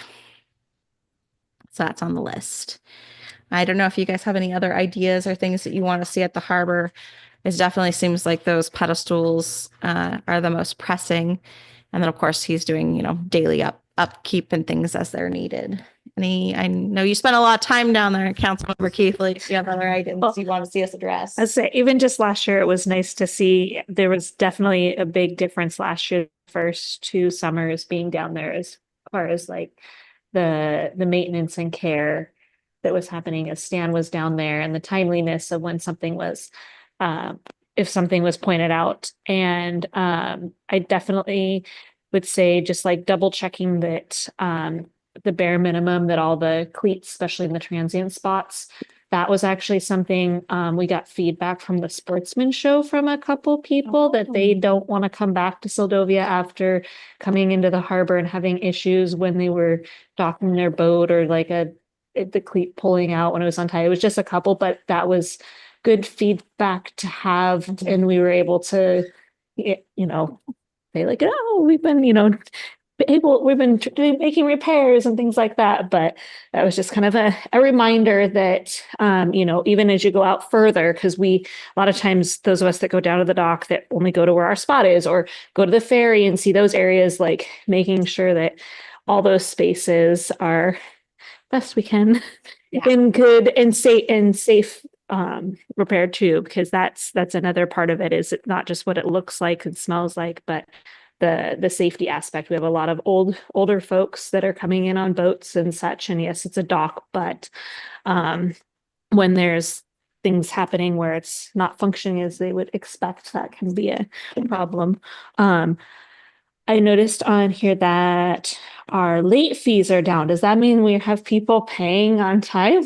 That's an excellent question, an excellent thing. And I pointed that out to Layla today too. I was like, our late fees are being budgeted less, but that's a good thing. Right. Yes, I know. I was like, so no, that's really good. And then one question, just kind of like future looking, is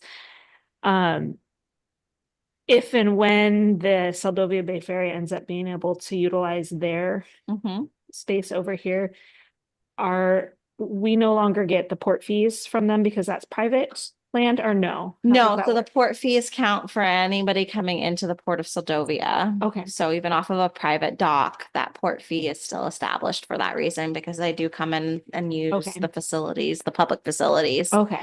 As long, so that's the city of Seldovia would be. Okay. Perfect. That was just something I had wondered, because I was like, that would be a large. It would be, but no, that's language is in in the ordinance, as well as that was in the agreement, is that it's for the port of Seldovia, and that includes private docks. Yeah. And I think as far as other things, there was just towards the end of the year talk about and Stan was getting kind of excited about it, of like just kind of revamping the space where people are usually taking their pictures of fish and things like that. And there was ideas of trying to have something like many of the other ports have, where it's actually like a designated picture spot that multiple fish can be hung up, that acts in a way like the Seldovia carving up by the harbor master's office, where everybody wants their picture taken in front of that, because we have the one spot to hang a fish on the hook, but it's something that even those that aren't fishing, the tourists really enjoy and love, and it's making sure that it looks good, it's memorable, and it's in a place that makes sense flow wise as well. So That be down on the dock or up down on the dock. It's like we've just kind of makeshift for now. It's like the fish are just they're on the dock and sea stars and things like that. But I know that there's been a lot of folks that were really excited, and Mike the welder, that's right, we were kind of talking to him because he was interested in helping with creating something, even if it's just the basic part of it, to be able to hang things up, and then maybe art council or something can create something that would look nice as Seldovia. And it's important that it's facing the right direction, we were realizing, for like afternoon sun, for pictures. It seems kind of silly, but it's actually important. If it's the wrong way, it doesn't work well. But that's all I can think of right now. We'll see once we get into season. That was excellent. The feedback. Thank Oh, you. no, there was one other thing. I actually talked to Jeremiah about it at the end of the season as something to think about is when we get to the like fall time and even springtime where we get these, we've got like fishing starting up a little bit earlier, especially in a year like this because of the weather. Or in the fall, I noticed a trend of a lot of the locals doing their subsistence fishing kind of on that tail end of when we winterize everything and realizing that there could be a way of just when we shut off the fresh water, even having salt water running at the tables down there so that it can still be utilized for cleaning fish and clean. And that actually helps with keeping everything in better shape because otherwise it's kind of grody. I am making note. I haven't heard that suggestion yet. So that's a Yes, great I one. almost forgot it. Yeah, it was like, so yeah, that's, if I think of other things, I'll let you know. Yes, and I would like to add to that. So those cleats, that'll start happening this spring because there is money still left in the safety And I budget. think I saw one because we've tied up our boat and Chris was like, that's a new cleat. I think it is a new cleat. So thank you. It was fabulous. So that'll start this spring and then carry on through to next year. So lots of work to be done. Any other suggestions? Or desires that we can put in here?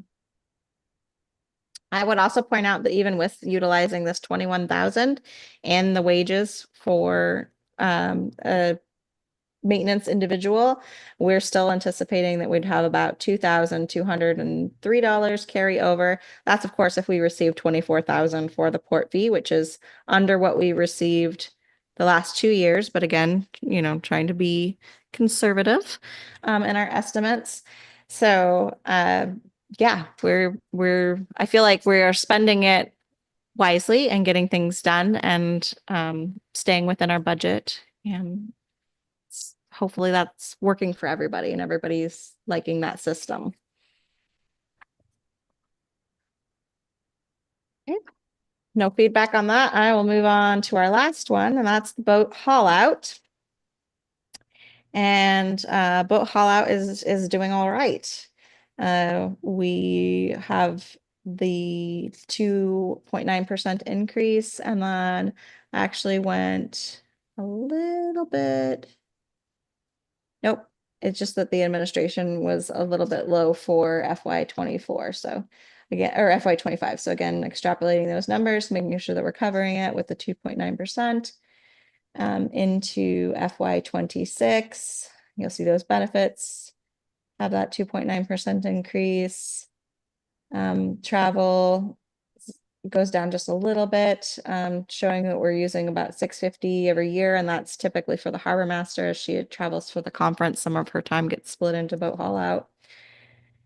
Everything's staying fairly same. Utilities went down, and I'm just not seeing that 5. We're meeting that 5 number, so it seems like that 300 is pretty consistent for our telephone and internet.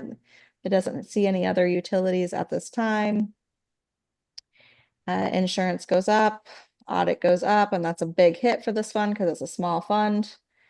And we don't have any capital projects, like I said, budgeted yet. However, I will point out that this fund does have about 80,000 in the ending fund balance, and it does have, or did have, a $90,000 major maintenance and repair fund. We are using about 10,000 of it right now for the boat haul out trailer repair, but this is certainly one, if you guys want to think about investing in this space a little bit in the future, there are some funds there if we wanted to look at putting some more electrical boxes in that boat haul out storage. We did use some of that concrete that we had come over for the pad on the dock. We made some slabs to replace some of those boat launch slabs, and that is on our list for this year to try that by pulling some of those out and putting them in there.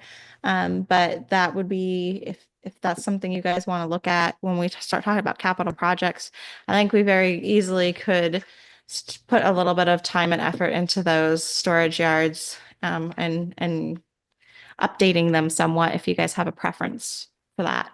Mayor Campbell, Yeah, go ahead, John. I was just making sure you're not sleeping up there. Oh, no.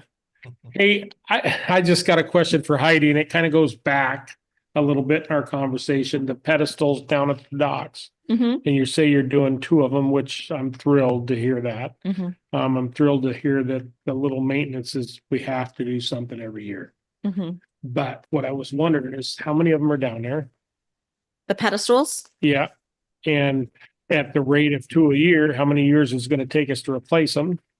I'm not criticizing anything. I just want to throw it in with another thought. And like that remaining funds here, you know, we had talked about repairing the pedestals and stuff in the boatyard itself. Mm-hmm. I'm just wondering if I know they're in different funds, but I'm just wondering if they shouldn't be looked at together so that maybe we could have some kind of plan to have them done in a more timely fashion rather than 10 years, maybe 6 or That's a I don't great idea. know. I'm just, yeah. That's a great idea. So I'm just thinking how we could, you know, give some thought to that. Because to me, they're one and the same.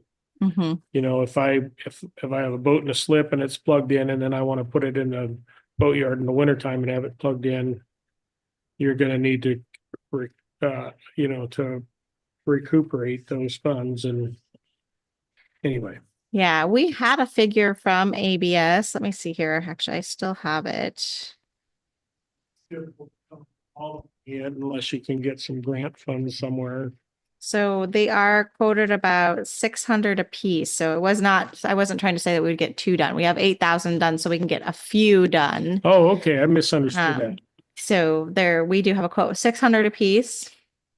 And, but this was from last May. So it's probably gone up a little bit. But anticipating, yeah, that we would be able to do, I mean, that's what we're looking at.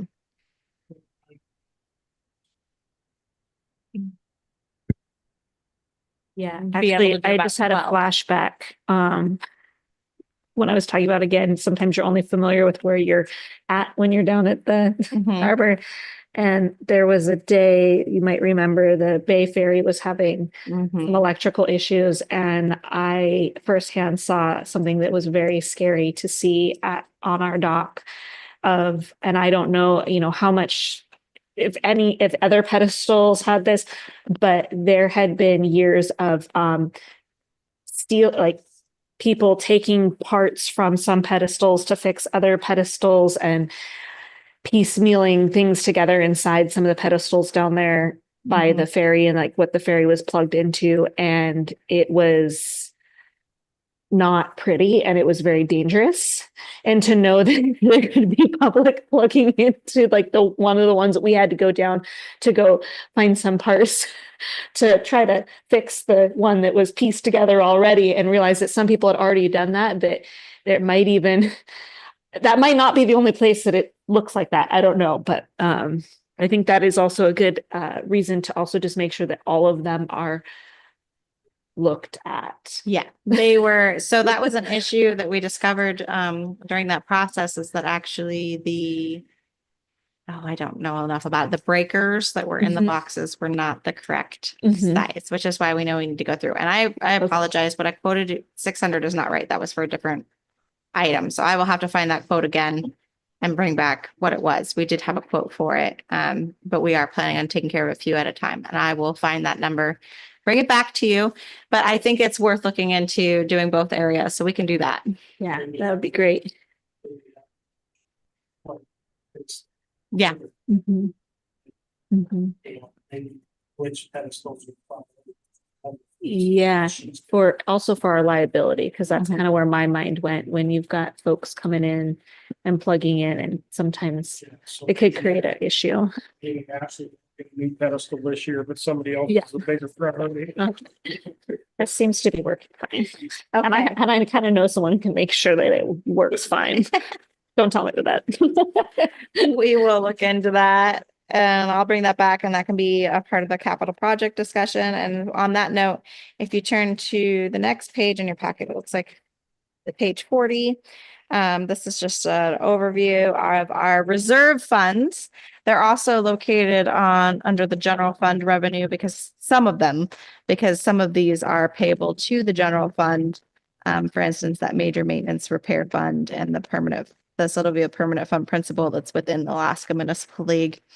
Jackloff is on its own and ARPA is gone. The fuel retail facility is going to be payable to the general fund. And that, again, that's some of that rent from the lease so that we can, in the future, be able to take care of those basic needs as they come up. You guys placed 50,000. Oh, and so this page also cut off the 2026. Yep, it did. It did. So I was like, why is this not showing the new numbers? So we'll pull up the actual budget here. The worksheet. Okay. Liz is working on that. But overall, I wanted to point out that, and you'll see it in a minute as it comes up here, we're anticipating that there'll be $160,000 in that 2% fund by the end of FY26. And that's really more by November of FY25. So that greater payment is due in December. You'll see under the general fund that this will be our fourth payment. And then if I've done my math right, I do think we would have enough funds to pay off the grader, or I can have that discussion with them to see what works best, or we can leave those funds sitting there and we can make a payment every year until it at least runs out, or we can utilize some of these funds and then know that the funds will replenish as we go and making the payments. There's a lot of different ways that can be done. So if you guys think about that, and when we talk about capital projects and these things that we want to accomplish and what they look like, I'll bring up some figures and we can start talking about some different things that we could do, or if there's things that you guys want to see figures for this year that we can do. Certainly that major maintenance and repair fund is a great place to start. The ending net balance for some of these funds, like the boat haul out. So you can see, just to backtrack a little bit here, if you take that line 17 across MMRF BHO, it had 91,000 in there. We anticipated that we were going to spend, or we ended up spending some on those slabs for the boat haul out ramps. And then we're anticipating that we're going to spend an additional 10,000 this year. So I still need to document that in this document. I just haven't yet because we haven't completed the ordinance. But once so about 75,000 in there. There's a little bit of room if you guys want to utilize that and invest in that invest in that infrastructure. The permanent fund just kind of sits there. Jackloff is waiting so that we can utilize it. It's back up to the 141, which is right where we want it. We committed 140,000 to that project. And so we want it to just stay and be healthy, and then we can utilize that as that construction project goes underway. I think I covered everything else. Lake Susan continues to sit. That's got 1,500 in it. If we wanted to do something with that this year, I think we could do, a bit with that funding. Vehicle replacements, and they're at 6,800, and that's holding for the future. So this just gives you a little bit of an idea as we move forward into the year, and as we start talking about projects, of what funds are available. I'd like to throw something out there just for the council and everyone just to consider the success of the lease program that we did with Cat and the grader. I would like to see, and we can look at it. I'm not for discussion tonight, but I just want to throw it out there. We've talked about the need for a skid steer with multiple attachments and a sweeper. We've talked about the definite need for a backhoe, and a backhoe is probably even more priority than a skid steer. But as soon as this piece of equipment is paid for, I would have no objection going right into discussions about the same exact type of program for a new grader or a new skid steer, and continuing on with the same program where we're getting another couple, a piece or pieces of equipment that we need, that we've never had the I mean, we're able to basically self-provide now for our equipment needs if we do this right, and still have a surplus and still be able to use that surplus to help fund projects. So just want to throw that out there that I do want to explore that in the near future to start prepping for that. And yeah, Mr. Mayor, that's the excellent feedback. And I would say, you talk about that surplus. So just throwing that out there, if you're right now we're spending 51,000, a little over 51,000 a year for a lease. And we're still having an additional revenue of over 30,000. So we budget for 30,000 a year. So, whether you're investing in another piece of equipment and you're still having that 30,000 to be able to utilize for other things, give or take, depending on that price, or if you're waiting a couple years and you're using the full 80,000 on something, I mean, that's a decent chunk of change to accomplish some of those goals for the city. So that's excellent reminder to start thinking through that. And I eagerly await to hear back how you guys want to pursue that. I was going to leave this alone, but you opened the door, Jeremiah. Well, I think it's a discussion we need to entertain in the future. No. So. I don't have any issue with it. What I just kind of provide the way I look at it is I look at it, and I'm not talking about not purchasing a piece of equipment. Let's just talk about the lease. Mm-hmm. There's no benefit at all for us to pay off that lease in advance, right? No. Yeah. We're going to still be charged the interest for the whole thing, right? I'll double check on that. Anyway, if that's the case, they wouldn't get my money until the lease is due. Hear me out. Yeah. Okay.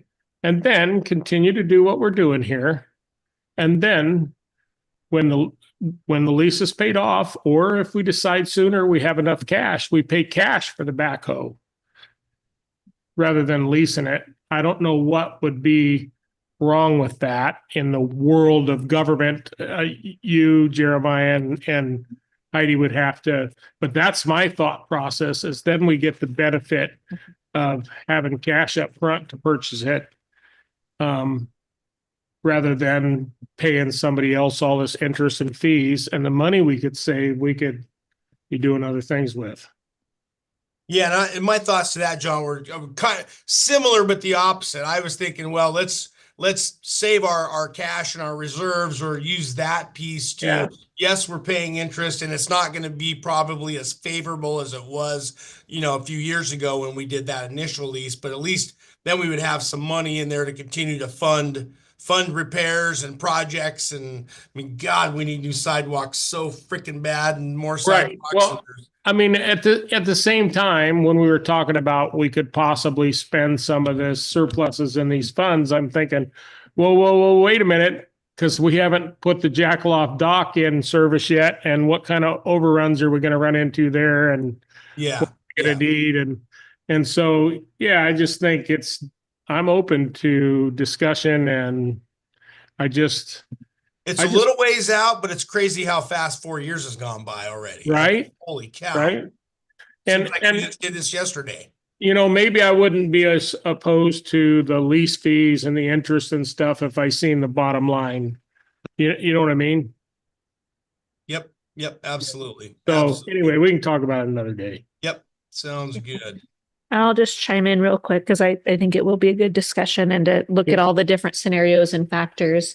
But also just putting on the back burner because as we said, this is going to come up quick.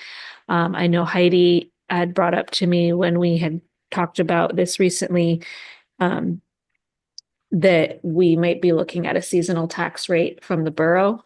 And so just to also, I think it's important that we all have that in the back of our mind because we can get really, I know I was like trying to turn the ideas of how we can keep again, because I also looked at this and I'm like, I am not usually one when I first came in of having a tax like this, but I saw how much it's helped and been able to generate revenue by pulling from outside the community. And I've been trying to figure out how can we keep it, but also start to incentivize and not have it hurt those that are in the community as much as cost is going up.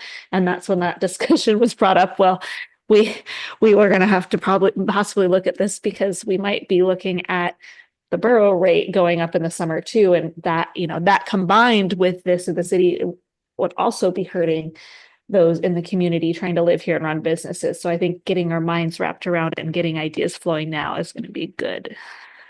Yeah, And on that's a that- good point, Ashley.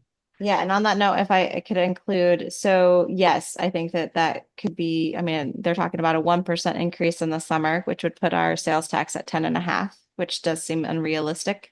The balance to that is that it would be 2% in the winter for the borough, so 4% for residents in the city in the winter, and that he's talking about a 0.25 decrease in mill rate. I don't know when this would go into effect. If it would, I think it would have to go to the ballot, during October. So we have some time to see if that comes to fruition, if it ends up on the ballot and what the voters decide. I'm sure they'll have some timeline in there. But certainly that's a real consideration.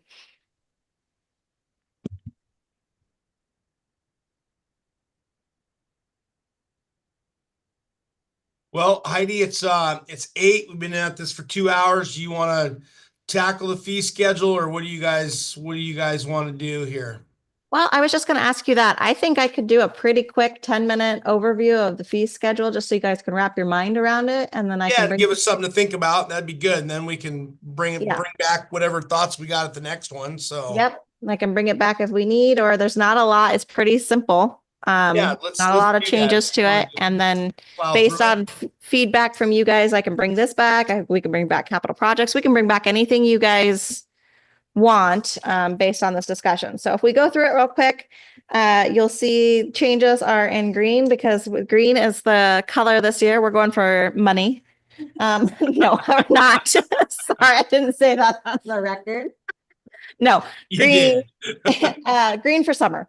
So, and St. Patrick's Day, because we just went through it. So green is the new items, and something that had been on our list for a while. Last year, I think it was last year, it might have been the year before, we split up the camp fees so that people that are paying at drop boxes are the taxes included in that flat rate of $15. And it was like, why didn't we do that for ramp fees? So we're doing that for ramp fees, which makes it a little bit more complicated in the fee schedule, but it's helpful because at the box, it's you pay your $10 for the ramp use. That's it. If you want to do a semi-annual, it's $50 and yearly is $100. Those are the same rates as before. So if you guys want to see any adjustments to that, let me know.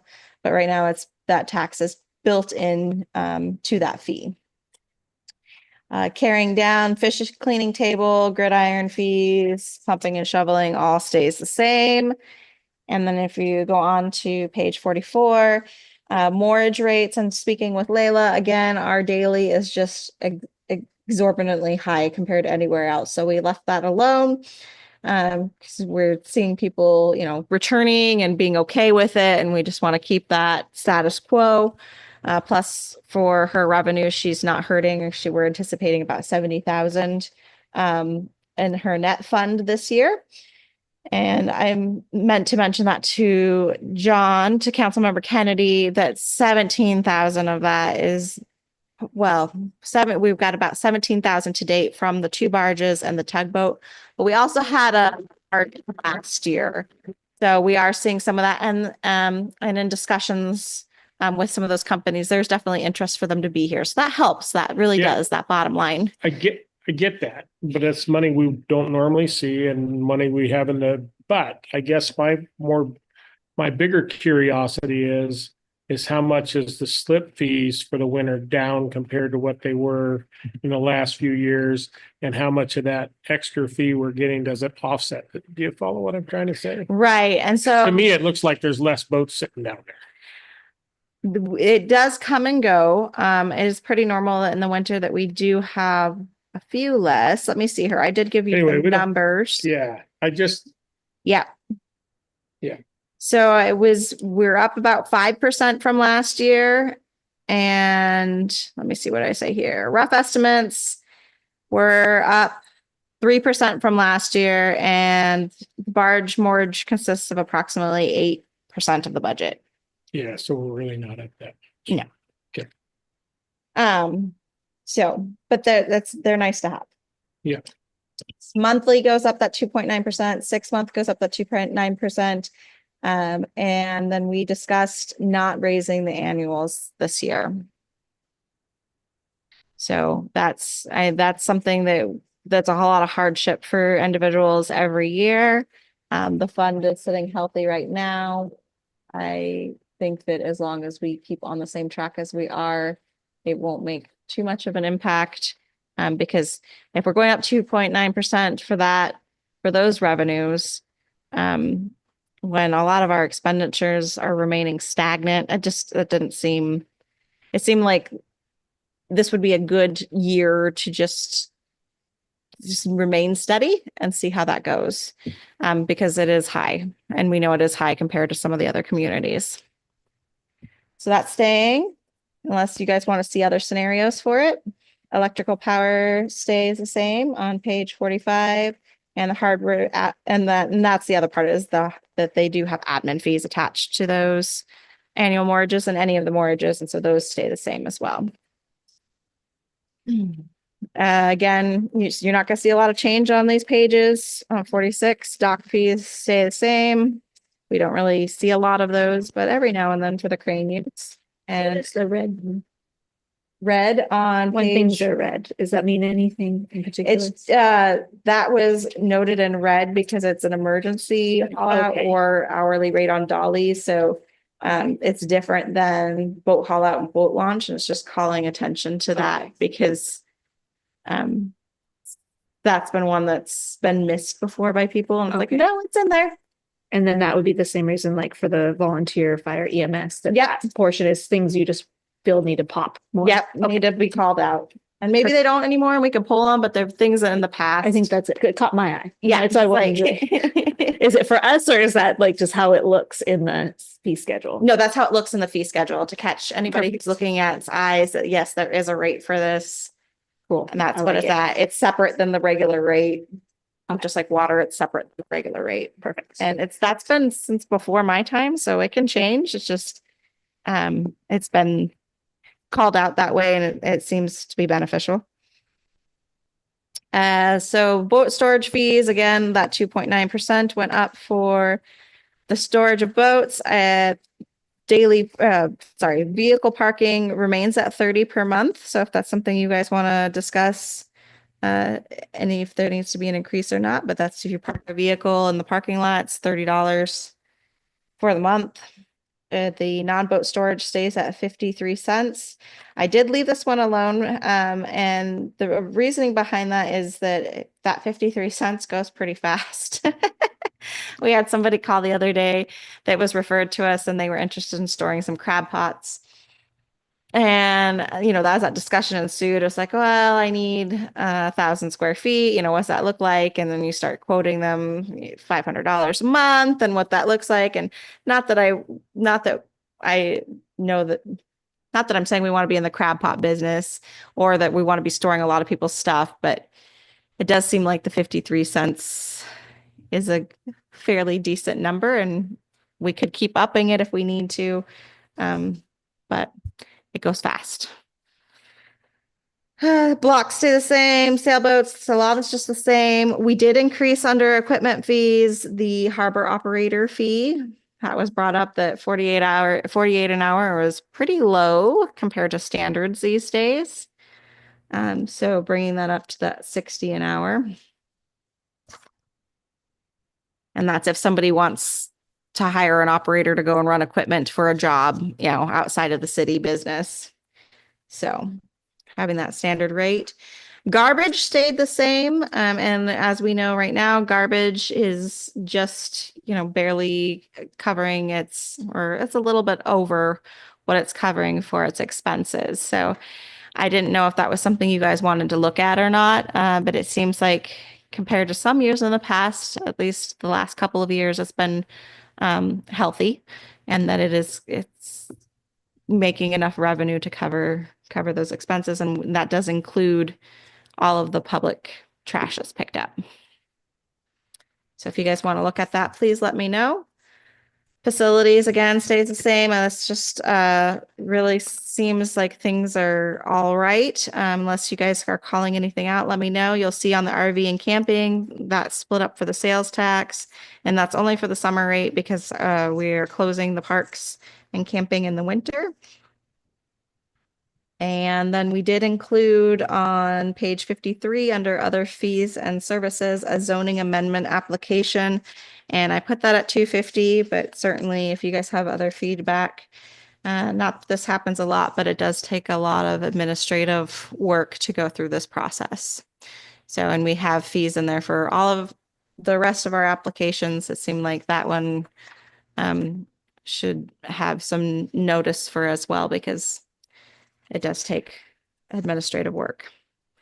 Other fees on the next page, same. And then water and sewer, we get into that 2.9% increase. You'll see that in green. And we'll talk a little bit more about that, but I'll just get through this packet. On the non-exempt and nonprofit, or tax exempt and nonprofits, again, 2.9%. And then the last page here, 15 of the pack, 15 of the fee schedule, 57 of the packet. We are going to try to recommend something a little bit different with our water and sewer connections. We have stated in here that we were going to do it at actual cost. And what I'm finding is that we end up being months and months, if not a year, on one project behind in billing, because it's a lot of work for our operators and finance officer to go through and piece out the costs. And they take it pretty seriously. And I'm like, no, we just need to do our best to be able to extrapolate and take it back. I gotta stop using that word. Sorry. We got to do our best to account for what it would cost to replace those parts and what your time of labor is. And so one thing the finance officer brought up is she's like, can we do a general fee of an approximate of what this costs that we bill people, and then have that be so that at least we continue to bill. So it's a billing issue. It really is. Trying to make it easier on staff. So that change. And then if you guys want to look at your memo, I know that the mayor did ask for when the last time we had a increase beyond the CIP for water and sewer. So we were able to look into what those rate increases have been for quite a while. You'll see FY25 through 2022, and then I pulled out an excerpt from the FY21 budget discussion with FY21 through FY16, and you can see those big rate increases that we've heard talked about in the past. 2016 there was a 12%, 2017 a 6%, 6% again in 2018, 6% in 2019, and then after that they moved into the CIP. So 2019 was the last big increase beyond the CIP. And just for the sake of discussion, I did throw in a table that if you guys wanted to look at a rate increase beyond the CIP, what that would potentially look like. And so I threw in the FY25 rate, the 2.9%, the 3.5%, and the 5%. And we can bring this back if you guys want to discuss this at another time, or if there are other rates, or if you guys are satisfied with the 2.9. I'm just open to hearing whatever feedback you guys have for me.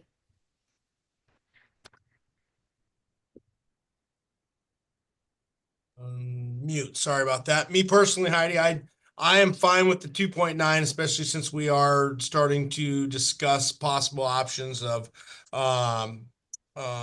looking at other things. And I don't know, I brought this up last time. I don't know if I brought it up to just Heidi or in the last meeting.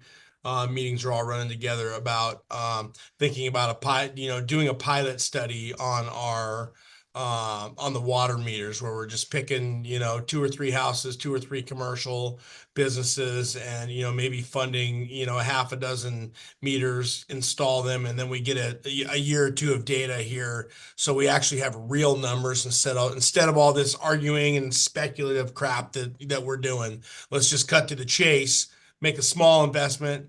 Let's get them. And I mean, I would gladly volunteer to do that. 1 or 2 of my places to be a guinea pig for that. But we need to pick a representative, if we're going to do something like that, pick a representative sample, right, that makes sense. Maybe we need to pick a house where there's, like Harmony's house, where there's a number of kids in there, and then pick my business as a hotel, or John's business as a restaurant, just to see, so we have a good sample, and then we can come back to the table and say, oh well, let's and plug in the formula and see if it makes sense, or if it doesn't make sense, if we need to stick with what we're doing, or so. I don't know, just throwing that out there. But if everyone else is fine, I'm fine with the normal CPI for this year, and we just keep plowing ahead with more discussions. Mayor Campbell, Yeah, go ahead. I had volunteered after the meeting the other night that I would gladly do that on the building there. And this fee schedule every year seems to be a huge source of contention in the neighborhood. And I think a lot of times it's just communication. You know what I mean? They either didn't see the communication that was sent out or whatever. And for me, most of the complaints I fielded last year were due to the mortgage increase, the annual mortgage increase. And then the other one has to do with the water and sewer rates and how they're applied to the different scenarios in town, the different buildings and stuff. And I recently received another one complaining about that. So I'm in favor of not seeing the mortgage fees go up a lot this year to kind of give them a break. And the same, I'm in favor with just the annual increase on the water and sewer. Mr. Mayor. Yeah, go ahead, Vivian. Yeah, I'm totally okay with keeping the 2.9 CPI. It's a bigger discussion we're talking about in the future, so I'm okay 2.9. Thank you, Vivian. Yeah, I honestly think that was one of the best things we ever did, is when we finally got this rate schedule tied to the CPI on a number of things that we do now. It's made it less contentious, and it's also keeping us, up with reality in much smaller increases. You see that period, and I remember when we did that in 16 through 19, and it was brutal, I mean, in terms of a percentage, that was 18, yeah, it was 30% over 4 years. So that was a lot of money there. So but yeah, hopefully we don't have to go through anything like that, and we can just continue to refine how we do business. Obviously we need to pay for the system, but we'll get there. Just like everything else, we're way better now than we were a number of years ago, and I think it's due to the diligence of the council, the administration, and the willingness. Obviously, it was the willingness of the taxpayers to help us out as well. Things are better. Things are better in our community now, and I think we can all feel good about where we're at financially right now. Certainly, there's more room for improvement as we move forward, but I think everybody's doing a great job, and we're being diligent, and we're thinking through the decisions that we're making here. So try not to put it on the backs of just a couple hundred people at the end of the day. I had maybe kind of an idea, because I know one thing you guys have been doing better and better each year with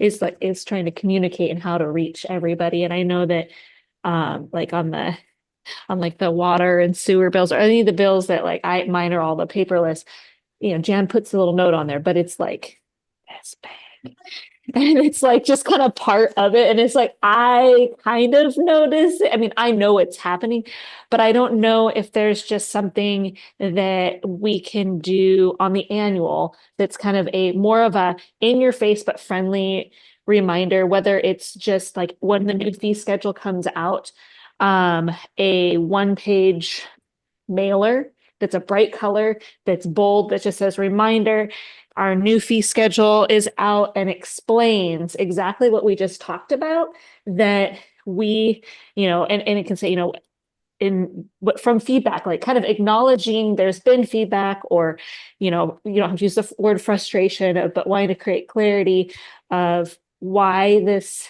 adjusts every year, why it's not just like the same, and explaining CPI and what that is, because a lot of people don't know what that is. And so you can see it and they're like, I don't know what that means. And so that we're make that the normalcy, and that, even after year one, that will, I think, will help. But if that's something that people are reminded of every year, it's simple, it's big, and then they can't say, I don't know. You can make it green. Yeah. Sounds like a job for the city clerk. I made a note of it, but you better put that on your calendar. I think that, some of them are just gonna complain anyway, and they're not gonna read this Yes. stuff. But, and I think that's some of them that I listen to too, but I just need to be able to have some kind of answer for them, and I've got one I'm gonna come see you about at the office, and hopefully we can make sure it's right.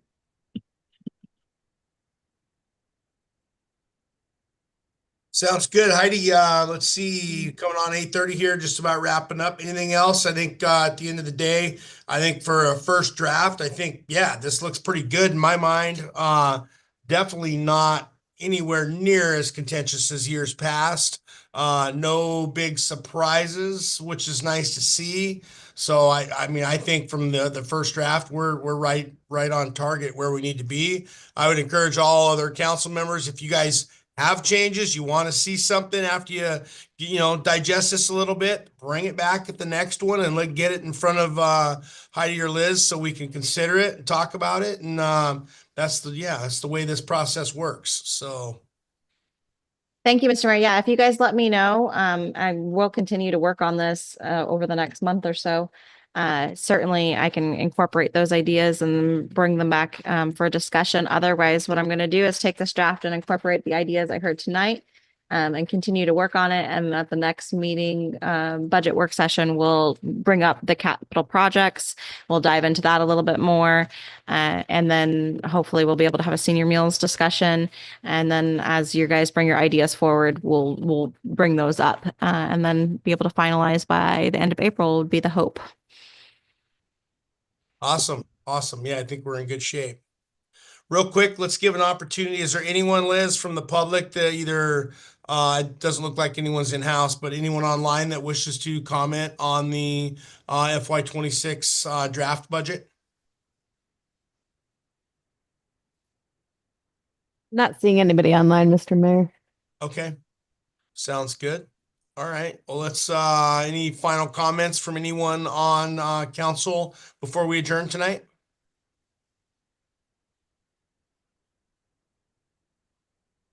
All right. Well, I think it was a worthwhile session.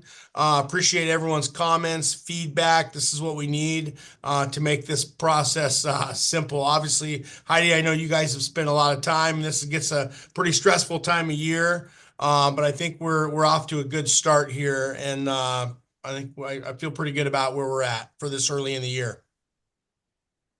Thanks, Mayor. All right. Unless anyone has anyone else, we'll just go ahead and adjourn the work session, and we'll see you guys at the next meeting. Tuesday, April 8th, special meeting. All right. Sounds great. Oh, and Hey, April 2nd is the joint work session for Safe Streets if you want that final presentation. Okay. April 2nd, April 2nd. Sounds good. 5 p.m. Thank you. Okay. Thanks, everyone. Have a good night.